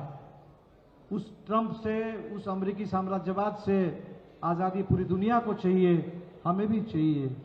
कॉरपोरेट से आजादी हमें चाहिए, हमें फांसीवाद से आजादी चाहिए। तो आज भी एक आजादी की लड़ाई है और उस आजादी की लड़ाई में जाहिर सी बात है मजबूत लोकतंत्र चाहिए और समाजवाद की दिशा में इस लोकतंत्र को ले जाना है। तो हमें लगता है कि आज ये जो चुनौतियां हैं हमारे सामने, ढेरों चुनौतियां हैं, लेकिन जो big picture is we are facing a stage of corporate take over and fascist take over. और इसमें मुझे लगता है कि बहुत सारी बहसें नहीं हैं। जो कह रहे हैं कि भाई क्या भारत में स्टेट फैशिस्ट बन गया, I think honestly this is the red herring, this is the red herring. कोई किसी को ये, लेकिन अगर हम इसी तरह से स्टेट का चलता रहेगा, वो दिन दूर नहीं होगा जिस दिन उसका हो जाएगा, वो हो जाएगा। और इसीलिए we have to intervene now, here and now. हमें इसमें हस्तक्षेप करना है, इसको रोकना है। चैलेंज हमारे सामने है, can we stop the fascists, can we stop the fascist, can we stop this fascist take over, can we reverse the process and can we unleash once again powerful waves of working people struggles, powerful waves of communist movement, powerful waves of democratic upsurge in this country। आज 100 साल के मौके पर पिछले 100 साल के अपने तमाम शहीदों को, उन तमाम पीढ़ियों को जिन्होंने हमें ये शानदार विरासत दी है, आज जिस विरासत को लेकर हमें आगे बढ़ना है, सबको सलाम करते हुए मैं अपनी बात खत्म कर रहा हूं। इनकलाब जिंदाबाद।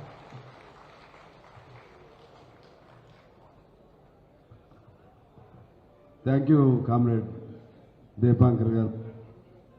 ఇప్పుడు మన ఉప ముఖ్యమంత్రి గారు భట్టి విక్రమార్క గారు, ఆయనకి చాలా చక్కగా సబ్జెక్ట్ పట్ల మంచి అవగాహన. ఎందుకంటే నేను ఎప్పుడు వింటూ ఉంటాను, అసెంబ్లీలో కూడా మన కమ్యూనిస్టు భావాలకు అనుగుణంగానే పేదవాడి భావాలతో కూడిన ఉపన్యాసాలు చాలా చక్కగా మాట్లాడుతూ ఉంటారు. అందులో ఆయన మొత్తం ఐఏఎస్కి ప్రిపేర్ అయ్యాడు. ఆ రోజుల్లో ఐఏఎస్ ప్రిపరేషన్లో అనేక సబ్జెక్టుల మీద నాలెడ్జ్ ఎక్వైర్ చేశారు. సో వారిని భట్టి గారిని మన ఉప ముఖ్యమంత్రి గారు, మన జిల్లా వాసి, వారిని మాట్లాడవలసింది కోరుతున్నారు.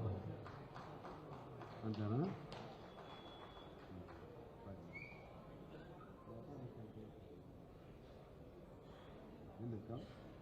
Okay, right now I invite our Devarajan గారు టు స్పీక్. లేటర్ భట్టి గారు he came prepared to be here. So after Devarajan garu, Bhatti garu will take his turn.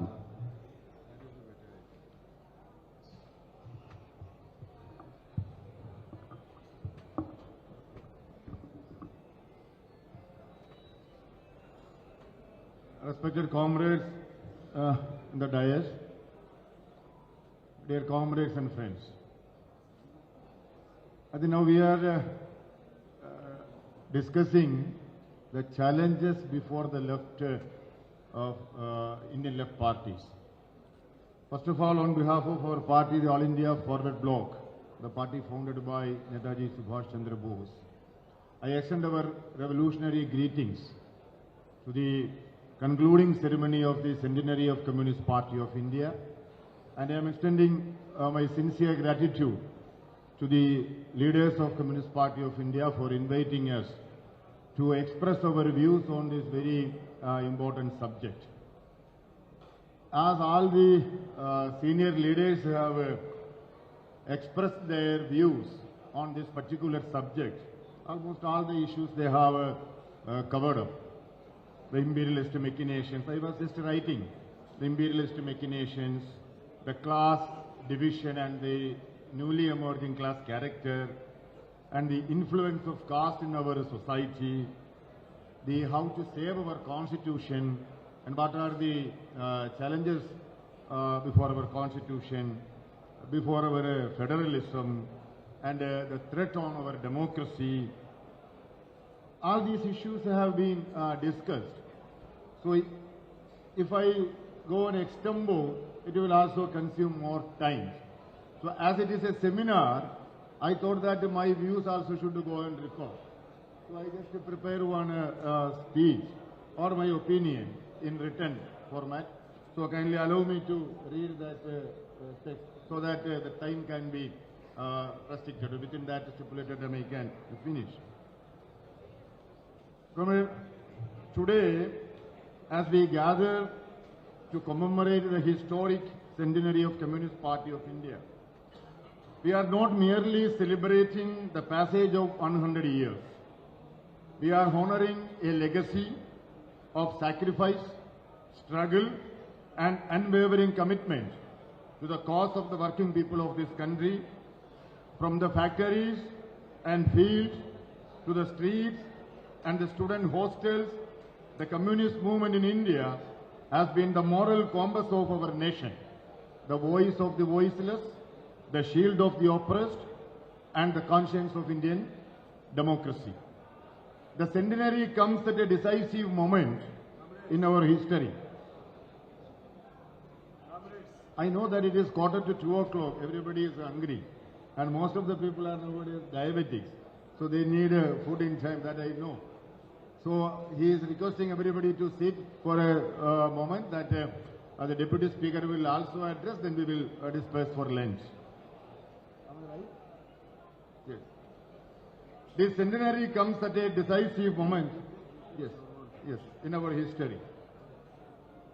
We live in a political landscape increasingly dominated by corporate interest, neoliberal dogma, and an unprecedented concentration of economic and political power in the hands of a few.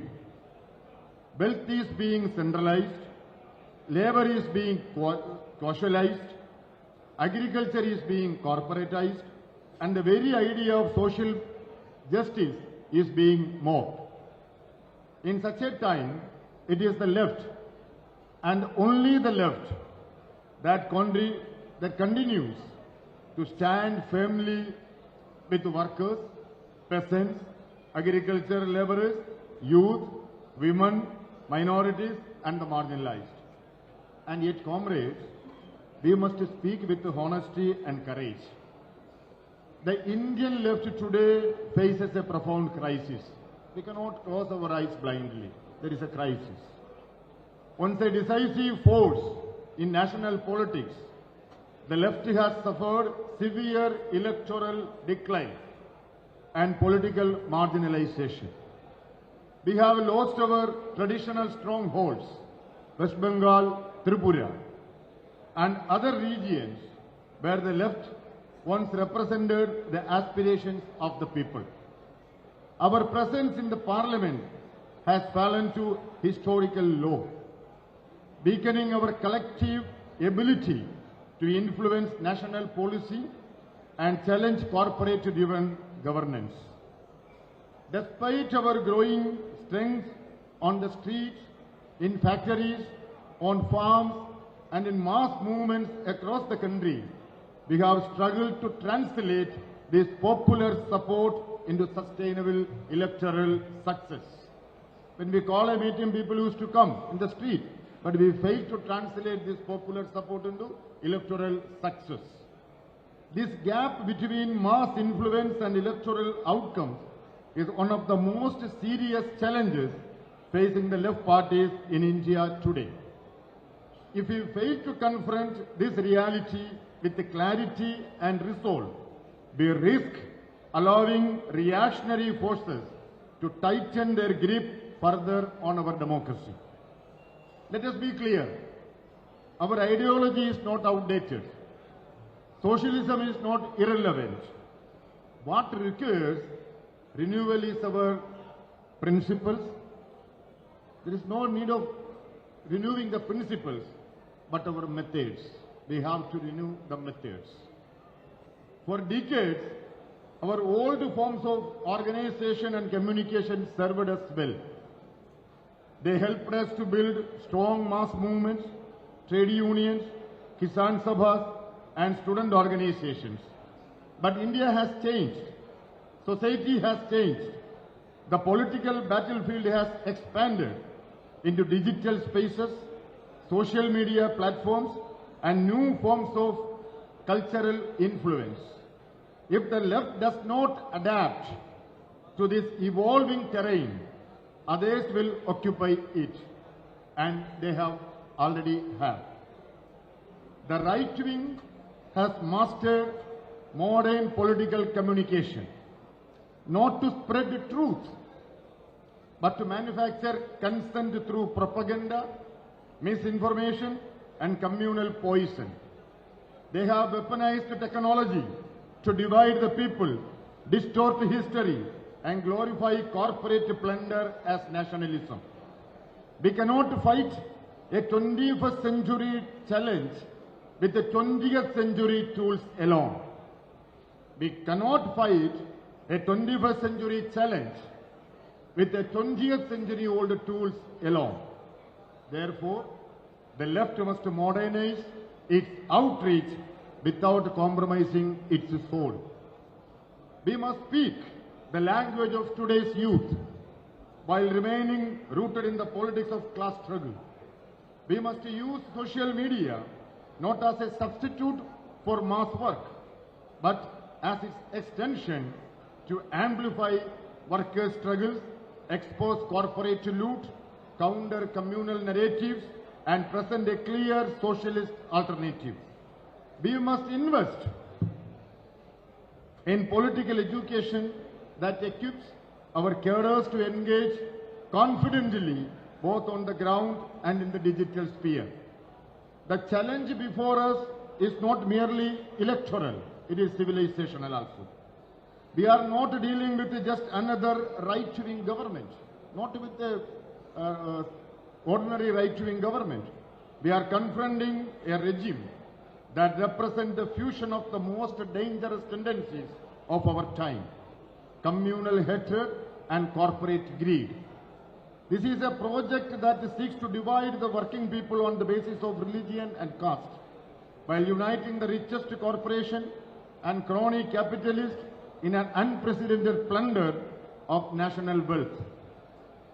Communalism is being used as a weapon to distract the masses from unemployment, price rise, agrarian distress, and the destruction of labor rights. Corporate power dictates policy, writes laws, and captures institutions. Democracy is hollowed out, federalism is undermined, dissent is criminalized, and constitutional values are treated as obstacles. In such a situation, the responsibility of the left becomes historic. We must strengthen left unity, not as a slogan, but as a living political practice. The fragmentation of progressive forces only benefits reactionary politics. At the same time, we must work with all secular and democratic forces to build the broadest possible resistance against communalism and authoritarianism without diluting our independent left identity. We must reconnect electoral politics with the mass struggles. Elections cannot be seen as an isolated event. They must be political culmination of continuous movements on issues of livelihood, land, labor, education, health, and social justice. Our candidates must emerge from struggles, not from convenience. Our campaigns must reflect the everyday realities of the people, not abstract rhetoric. Comrades, I am not a specialized doctor. all the speakers and your party congresses, our party congresses, we used to diagnose the problem. We used to diagnose the disease. Diagnoses are okay. We should think about whether the treatment is proper or not. We always diagnose these are the problems, these are the issues. But whether the treatment which we are giving to the patient, whether it is always proper or adequate or not, these are the occasions we have to think about it. Whenever there is a struggle, there is a Bharat Bandh or All India General Strike or any sort of joint program, we were all together. We will work together, we will try our level best to make it success, everything we will do.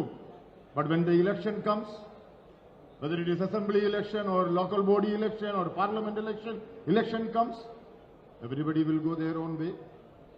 Everybody will go their own way and talk to the regional parties and take their own share. But there is no unity. If the left parties comes together as a bloc, they can negotiate with the so-called democratic parties. We can negotiate with the secular political forces. Then that will give a message that the left of our country, the working class, they are united as a bloc. We can also bargain, we can also pressurize them. So I am of the opinion that the centenary of Communist Party of India is not a moment for nostalgia alone. It is a call to action.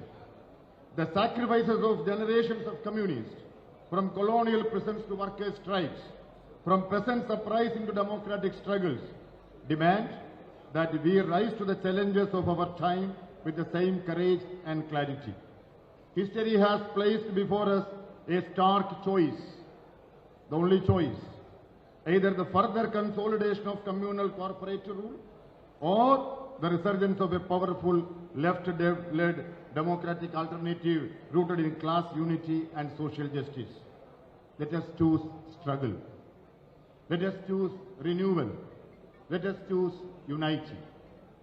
And let us reaffirm with the confidence and determination that the future of India belongs not to hatred and greed, but to solidarity, equality and socialism. Long live left unity. Long live the working people of India. Red salute to the centenary of Communist Party of India. Thank you very much. Jai Hind.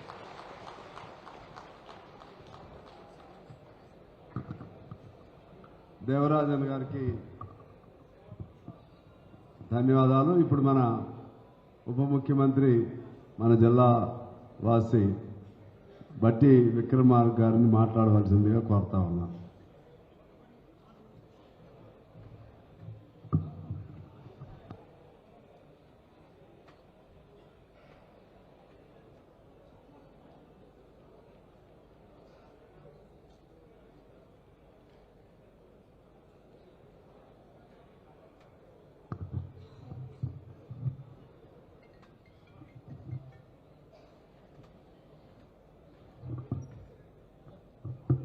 పెద్దలు,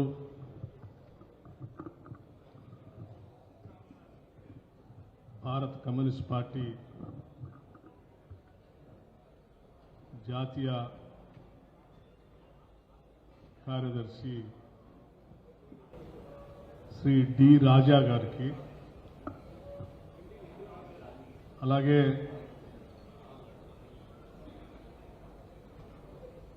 baby గారికి, general secretary CPI M, Dipankar Bhattacharya गार की general secretary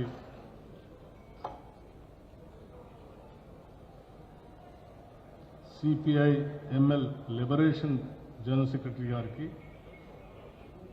Shri जी देवराजन गार की AIFB general secretary गार की, अట్లాగే వేదిక మీద ఉన్నటువంటి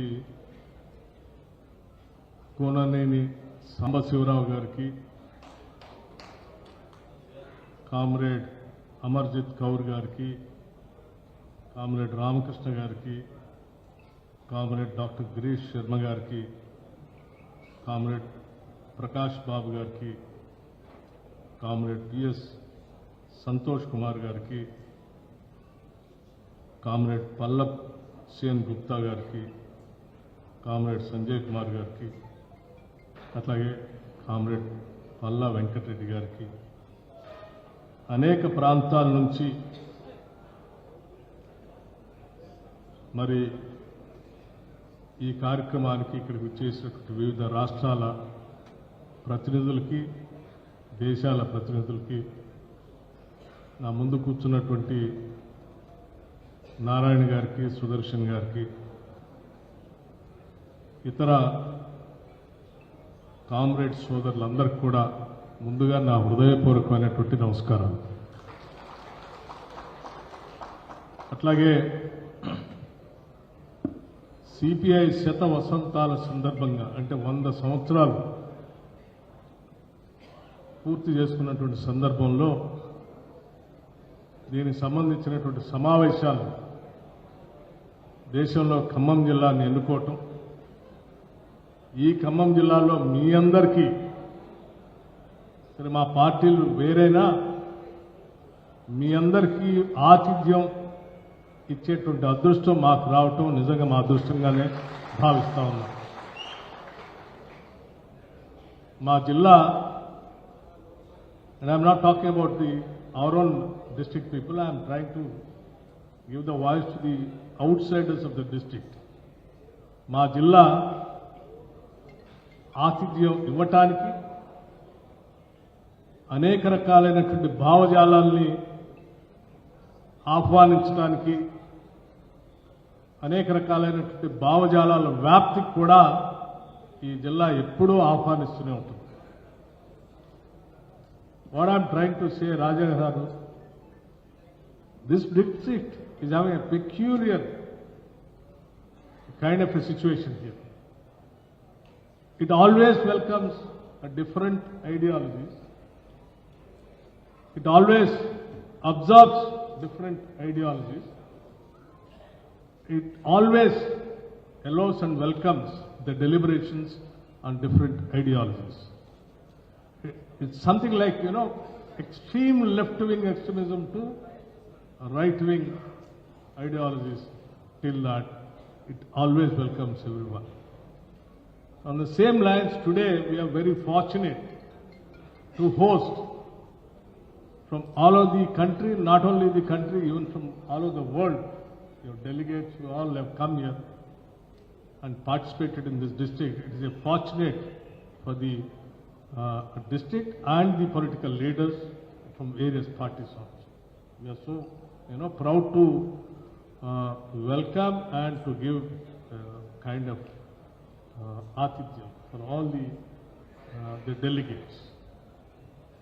Sir, భారతదేశ వామపక్ష ఆలోచన, చరిత్ర, భవిష్యత్తు అనే దానిపైన ఈ సమావేశంలో నన్ను కూడా పాల్గొని మాట్లాడవలసిందిగా పార్టీకి సంబంధించిన పెద్దలందరూ ఆహ్వానించారు. ఆహ్వానించినందుకు ముందుగా నా ధన్యవాదాలు.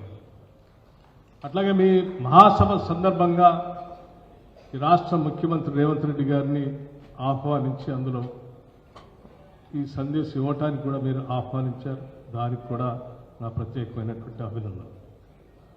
ఈ సమావేశంలో ఉన్నటువంటి వాళ్ళంతా కూడా దాదాపు నాకు తెలిసి మేధావులు. They are all intellectual people and they are all trying to do something towards the society with their capacities at various levels. Might be at different levels, but all of them are trying to think and trying to do something towards best with a human touch to the society. So, భారతదేశం ఈరోజు వామపక్ష భావజాలం కలిగినటువంటి రాజకీయ పార్టీలు అవసరం ఎంతైనా ఉందనేటువంటి పరిస్థితులు ఈరోజు దేశంలో మనకు కనిపిస్తూ ఉన్నాయి.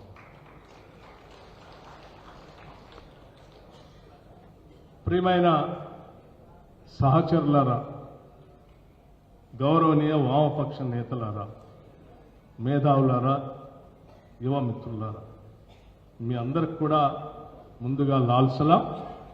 సిపిఐ శత వసంతాలు కేవలం ఒక రాజకీయ పార్టీ వయసు కాదు. It is not just an age. ఇది ఒక ఆలోచన ప్రయాణం.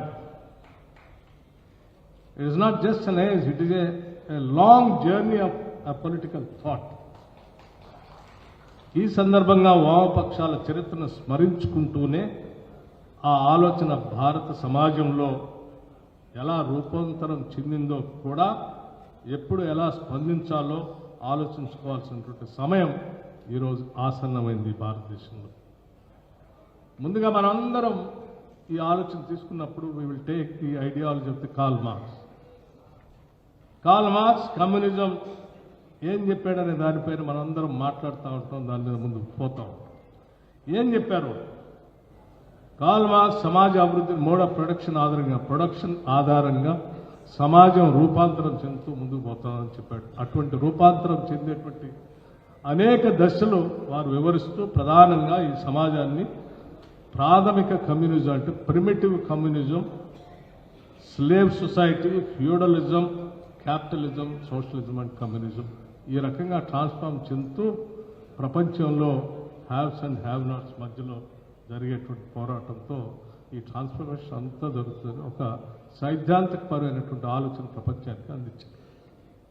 ఇది యాదృచ్ఛికమైనటువంటి దశలు కావు, ప్రతి దశకి కూడా ఒక ఆర్థిక సామాజిక తర్కం ఉంది. ప్రతి దశకి ఒక ఆర్థిక సామాజిక తర్కం ఉంది. ఈ దశల్ని మనం అనేక రకాలుగా చూసినప్పుడు ప్రాథమిక కమ్యూనిజంలో అంటే ప్రిమిటివ్ కమ్యూనిజంలో మానవ చరిత్ర ప్రారంభ దశలో సంపత్తి వ్యక్తిగతం కాదు అన్నారు, సమూహానిది అన్నారు. అంటే ఇట్ బిలాంగ్స్ టు ది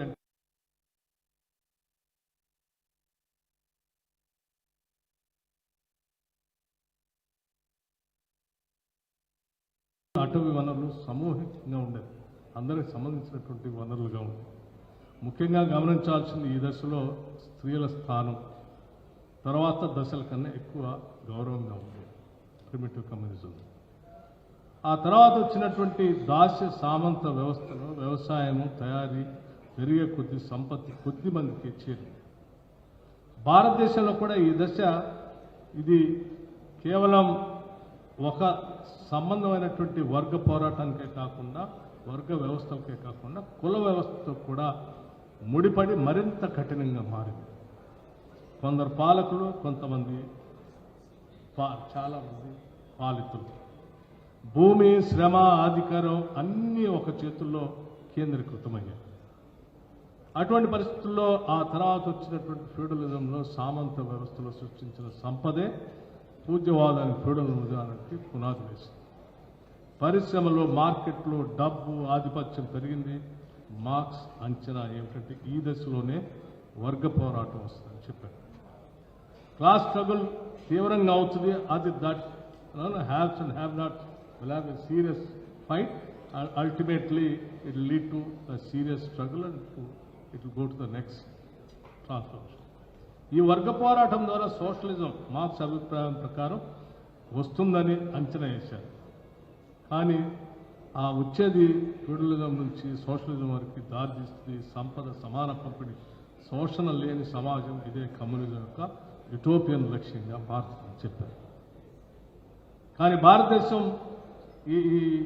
ఈ విధానానికి పూర్తిగా భిన్నంగా కేవలం ఈ ప్రపంచంలో ఉన్నటువంటి అన్ని సోషల్ స్ట్రక్చర్స్ కంటే భారతదేశంలో ఉన్నటువంటి సోషల్ స్ట్రక్చర్ అత్యంత క్లిష్టమైనటువంటి సోషల్ స్ట్రాటిఫికేషన్ ఉందని చెప్పి దీని భిన్నంగా ఒక జర్మన్ సోషియాలజిస్ట్ మ్యాక్స్ వెబర్ ఒక డిఫరెంట్ థియరీ తీసుకొచ్చారు. What is that theory? This Karl Marx what ever he has proposed and the class struggle finally it will lead to the communism and socialism may not be possible in a country like in India where the social stratification is totally based on caste structure. That is where the haves and have-nots, so this class struggle will never emerge because it is a watertight compartment. Until unless you have a class struggle, it will not go to the communism or socialism. So first you need to have a class struggle in the society where to attain the communism or socialism. But contrary to that, Indian social structure and stratification is divided based on, not based on class, based on caste. That is where, and today, the Karl Marx and Max Weber theory, both are applicable. That is why today the Indian Communist parties also started thinking of how to take the people, masses, to be towards the fighting against the people who are exploiting the social wealth and country's wealth. So my understanding about this today's politics, if you see the kind of political party and the kind of governance in this country is taking in such a way, the whole society is polarized on religion, which is causing to the damage of various sections, and it has gone beyond the ideologies which is based on economy. It has gone into the hands of a different, భావోద్రేకాలతో కూడినటువంటి ఒక different సొసైటీస్లోకి ఈరోజు పోరాటం చేసపై ఈ class struggle అనేది లేకుండా చేసేటువంటి ఒక విధానానికి ఈరోజు నాంది పలుకుతూ భారతదేశ ఆర్థిక వ్యవస్థకి, భారతదేశ రాజకీయ వ్యవస్థకి, పార్లమెంటరీ డెమోక్రసీకి ఒక ప్రమాదకరంగా ఈరోజు దేశంలో పరిస్థితులు మారిపోయినాయి. ఇటువంటి ఈ గివెన్ సిచ్యువేషన్లో ఈరోజు కమ్యూనిస్టుల పాత్ర ఈ దేశంలో చాలా ముఖ్యమైన పాత్రగా మారింది. ఈ పాత్ర మారినప్పుడు డెఫినెట్గా the role of communist parties in this country is very very important and relevant.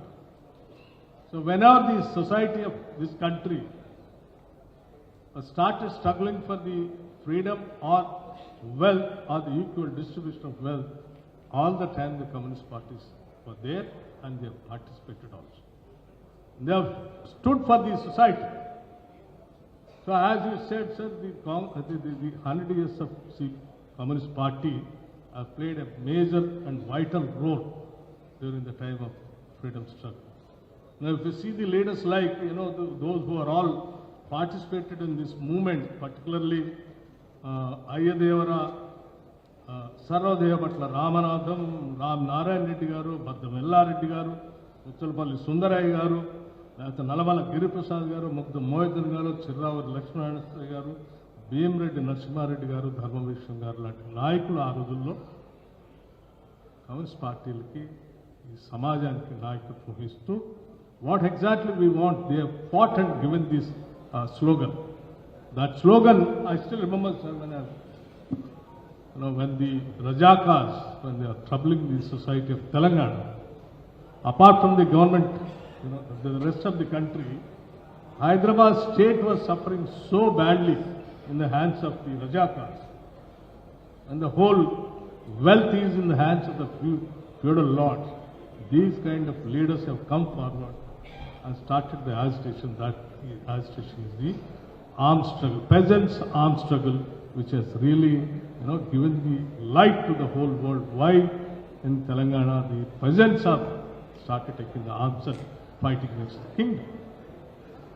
When the whole country was fighting for the freedom and independence, unfortunately, in Telangana, Hyderabad state, people were fighting for the piece of land. That land, at that particular time only, this Communist Party has given a slogan, Dunnevadde Bhumi. Dunnevadde Bhumi. భూమి కోసం, భుక్తి కోసం పోరాటాలని చెప్పి సంఘాలు ఏర్పాటు చేసి, గ్రంథాలయ ఉద్యమాలు ఏర్పాటు చేసి, అనేక రకాలైనటువంటి పోరాటాల నిర్మాణం చేస్తూ, తుపాకులు కూడా తీసుకొని వచ్చి రజాకారులకు వ్యతిరేకంగా పోరాటం చేస్తూ, ఒక్కొక్క గ్రామం ఆ కమ్యూనిస్ట్ పార్టీ భావజాలంతో యువతనంతా పోగేసి ఆ రజాకారులకు వ్యతిరేకంగా నిలబడి పోరాటం చేయబట్టే ఈరోజు మీరు ఈ తెలంగాణ పరిసర ప్రాంతాల్లో, ముఖ్యంగా ఖమ్మం కానీ, వరంగల్, నల్గొండ లాంటి జిల్లాల్లో చూస్తే ఏ గ్రామం పోయి తలుపు కొట్టి చూసినా ఆ గ్రామంలో ఏదో ఒక పోరాట గాథ, ఆ రజాకారుల చేతుల్లో మరణించినటువంటి కుటుంబాలకు సంబంధించినటువంటి చరిత్ర మనకు కనిపిస్తూనే ఉంటుంది. అటువంటి పోరాటం నుంచి పుట్టినటువంటి ఈ ప్రాంతం Telangana, Hyderabad state, when the whole country was celebrating the freedom in 1947, August 15, this area, Hyderabad state, was suffering. We couldn't get the freedom in the same year. The whole country was celebrating 1947, August 15. but we were struggling for our own freedom. It has taken more than a year for us to get the freedom. September 17th, 1948. Till then we were struggling. In that struggle, the Communist Party has played a very, very vital role. There is no second thought about it. Along with many other Communist Party leaders, even Communist Party leaders. Like today, even after getting the independence, where are we standing? What are the major issues that we are facing? Today we are facing fascist forces. These fascist forces are trying to create a kind of emotional sentiments towards, on the name of religion, and making the people and bringing the people together, forgetting about the economic issues and other social issues. And finally, they are surviving, coming to power and ruling and looting this wealth of this country also. They are paving the way to the corporate sector today. That sector today is trying to amass the wealth of this country and trying to dictate to the whole society and to the political parties. By which today they are posing a challenge to the parliamentary democracy itself. When money is playing a vital role, that money these corporate sectors are amassing, and they are supporting these kind of fascist forces, and they are bringing the various kinds of rules and regulations and acts, and finally making the people to depend like a slave the way it was in the hands of the feudal system. So once again, and today, the way the Communist Party is, they fought against those feudal structures. Today I think we all have to unite and fight against the capitalist and fascist forces. The Communist Party's role has become very important, and the democratic front is very much required. That is the reason in India, today India front, along with the CPI, other political party friends, left democratic front, has to come forward to fight against these forces. So sir, when we are going towards the serious debate on the how to take the society towards the fighting against these forces, how do you unite them? The polarization of the Indian society, how it takes place. If it really takes on the name of the class struggle, that is fine. Haves and have-nots can be polarized, have-nots can come together, and they can fight against on the haves. But unfortunately, this is not taking place in this country. It is because of various other social factors. So my appeal to the Communist Party, because your presence, your ideology and your fighting is very much required to this country. So you also adapt and evolve as per the situation arises. When in the given changes, today we also have to evolve and adapt as per the present current situation to fight against the fascist forces. And you might have seen all the slogans, what all that you have given, particularly as our Chief Minister the other day mentioned. Particularly as our Chief Minister mentioned the other day, when the Communist parties have given a slogan, Dunnevadi Bhumi, I still remember, after the government coming to power, Borugal Ramakrishna Rao ji, then the Chief Minister, Bondugal Narsingh Rao ji, then Revenue Minister. They brought an act, Telangana Tenancy Act, 1950s. Till then, Raju Devam Sabutru, the entire land belongs to the kingdom. No farmer is having any right on the land. Till we brought that act in the state of Hyderabad. After 1950s only, the Telangana Tenancy Act, which has made the lakhs and lakhs of farmers have the right on the land, and they have become the patadas as per the act. On the same lines, in 1970s, land reforms made the land to be distributed, taken the land. On the same line, banks nationalization. On the same lines, 20-point economic program. On the same lines, today, Mahatma Gandhi National Employment Guarantee Scheme. On the same lines, today, a right to education, right to food security. All these acts have become reality in this country along with the Congress Party. The Communist parties are also there. They also have fought for these kinds of things. And finally, you fought, they are there in the power that they brought the acts. So the success of all these acts, it is all because of all the political parties with all the ideologies of the Communist parties. Today, they have become reality, and we will definitely go together and fight for the common man's rights and their economic strength. So my request to the leaders, those who all have come from all over the country to celebrate 100 years of celebrations, particularly in Khammam, we are all there to support your cause, and you have to go a long way, and this country needs all your ideology and your fighting spirit, and this country needs all the time to make the Indian democracy to live safely, particularly Dr. Baba Sahib Ambedkar, whatever the constitution which has given to us, it has to be protected. As long as we protect the constitution will protect the common man of this country. That has to be the basic ideology of all of us. And today, unfortunately, the Bharatiya Janata Party, the BJP government, is trying to snatch the voting rights of common man, and finally to change the constitution also, which will destabilize this country and common man's right. So let us unite, let us fight together, and I wish the movement and the journey has to go a long way. Thank you very much for inviting me and calling me. Thank you very much.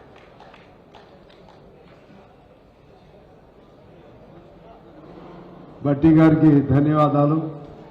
ఆయన 2 లాంగ్వేజెస్లో చెప్పారు అర్థమయ్యేట్లుగా. ఒక 2 నిమిషాలు కూర్చోండి దయచేసి. మన ప్రకాష్ బాబు గారు వాళ్ళ secretariat కేంద్ర కార్యదర్శి వర్గ సభ్యులు, కేరళలో మన పార్టీ ప్రముఖ నాయకులు, వారు ఓట్ ఆఫ్ థ్యాంక్స్ చెప్పే ముందు ఒక 2 పాయింట్స్. మన హరగోపాల్ గారు మా అందరికీ తెలుసు, ఆయన చాలా పౌర హక్కుల నాయకుడు, ప్రొఫెసర్. ఆయన ఇవాళ వద్దామనుకున్నారు, రాలేని, ఆయనకి ఆరోగ్యం బాగాక ఒక నోటు కూడా పంపించారు. దానిలో ప్రధానంగా భవిష్యత్తులో 2 మార్గాలు ఉంటాయి. ఒకటి సోషలిజం, 2 బార్బరిజం. క్యాపిటలిజం దశ దాటిపోయింది.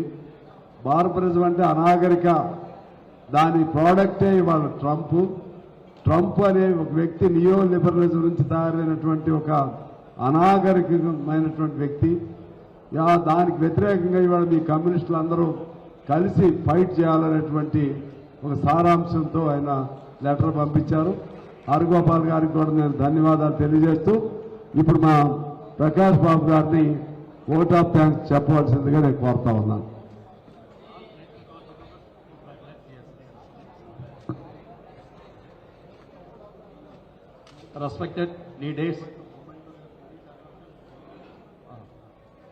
Respected leaders and friends and comrades, now the Telangana party is giving the mementos for the respected dignitaries.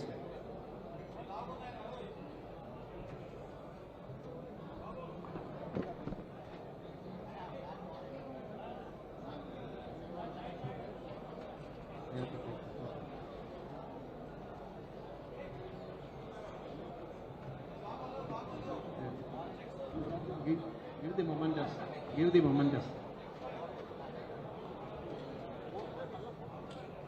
Comrades and friends, as you know, the seminar is in the middle of the national security and national council meeting. We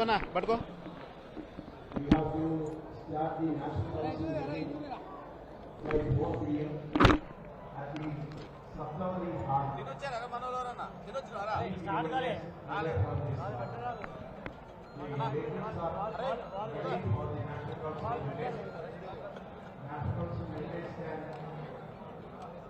Go there at the supplementary hall and their venue will also be there.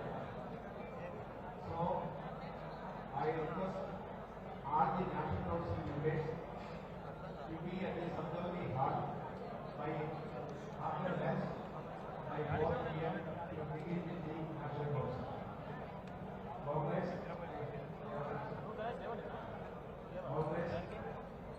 our seminar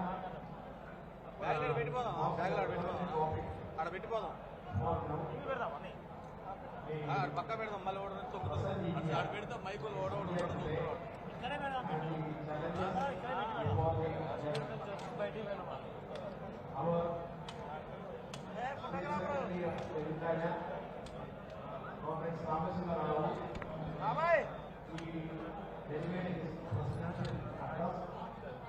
and our General Secretary, Comrade D. Raja, he explained about the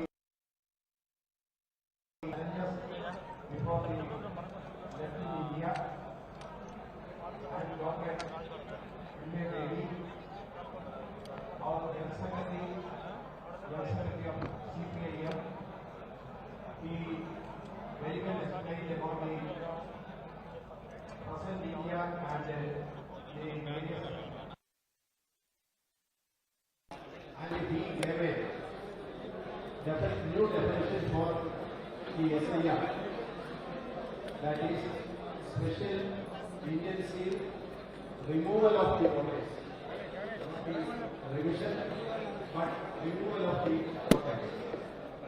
And he will explain about the various threat posed by the fascist classes.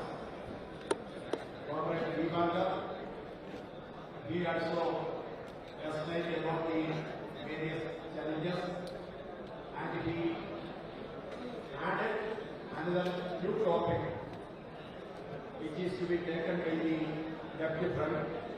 It is the environmental issue, especially jungle and sunny.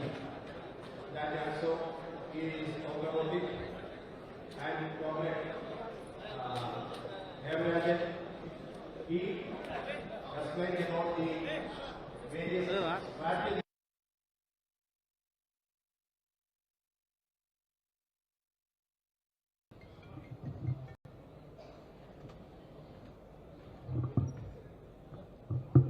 పెద్దలు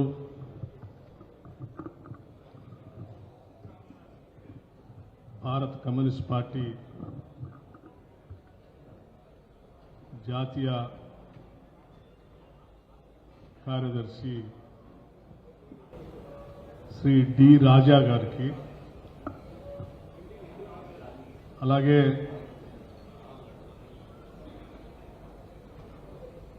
baby గారికి, general secretary CPI M, Dipankar Bhattacharya గారికి, general secretary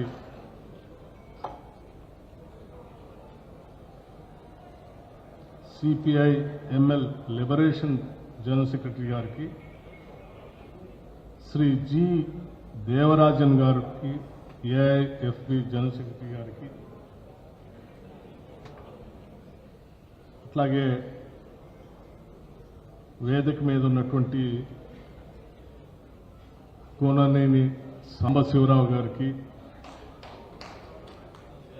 comrade Amarjit Kaur గారికి, comrade Ramakrishna గారికి, comrade doctor Girish Sharma గారికి, comrade Prakash బాబు గారికి, comrade PS Santosh Kumar గారికి,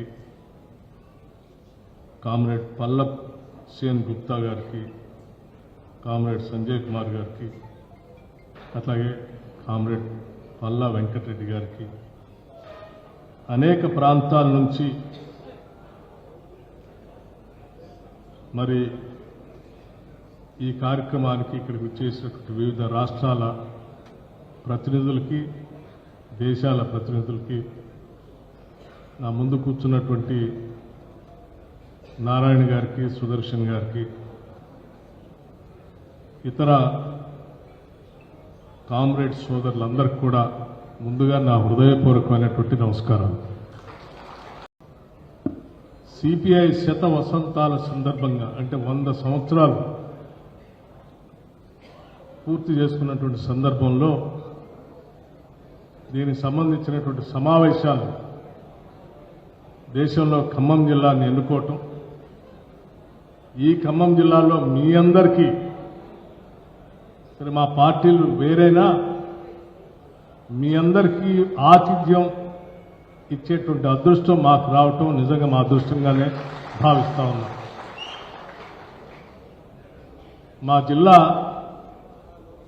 and I'm not talking about our own district people, I'm trying to give the voice to the outsiders of the district.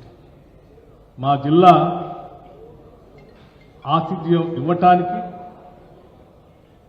అనేక రకాలైనటువంటి భావజాలాల్ని ఆహ్వానించడానికి, అనేక రకాలైనటువంటి భావజాలాల వ్యాప్తికి కూడా ఈ జిల్లా ఎప్పుడూ ఆహ్వానిస్తూనే ఉంటుంది.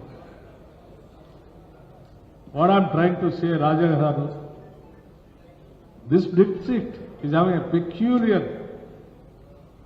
kind of a situation here. It always welcomes different ideologies. It always absorbs different ideologies. It always allows and welcomes the deliberations on different ideologies. It's something like, extreme left-wing extremism to right-wing ideologies, till that it always welcomes everyone. On the same lines, today we are very fortunate to host from all over the country, not only the country, even from all over the world. Your delegates, you all have come here and participated in this district. It is a fortunate for the district and the political leaders from various parties also.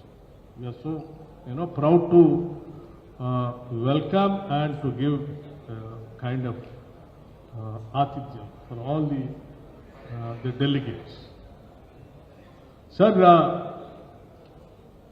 భారతదేశ వామపక్ష ఆలోచన, చరిత్ర, భవిష్యత్తు అనే దానిపైన ఈ సమావేశంలో నన్ను కూడా పాల్గొని మాట్లాడవలసిందిగా పార్టీకి సంబంధించిన పెద్దలందరూ ఆహ్వానించారు. ఆహ్వానించినందుకు ముందుగా నా ధన్యవాదాలు. అట్లాగే మీ మహాసభ సందర్భంగా ఈ రాష్ట్ర ముఖ్యమంత్రి రేవంత్ రెడ్డి గారిని ఆహ్వానించి అందులో ఈ సందేశం ఇవ్వటానికి కూడా మీరు ఆహ్వానించారు. దానికి కూడా నా ప్రత్యేకమైనటువంటి అభినందనలు. ఈ సమావేశంలో ఉన్నటువంటి వాళ్ళంతా కూడా దాదాపు నాకు తెలిసి మేధావులు. They are all intellectual people and they are all trying to do something towards the society with their capacities at various levels. Might be at different levels, but all of them are trying to think and trying to do something towards best with a human touch to the society. So, భారతదేశం ఈరోజు వామపక్ష భావజాలం కలిగినటువంటి రాజకీయ పార్టీలు అవసరం ఎంతైనా ఉందనేటువంటి పరిస్థితులు ఈరోజు దేశంలో మనకు కనిపిస్తూ ఉన్నాయి.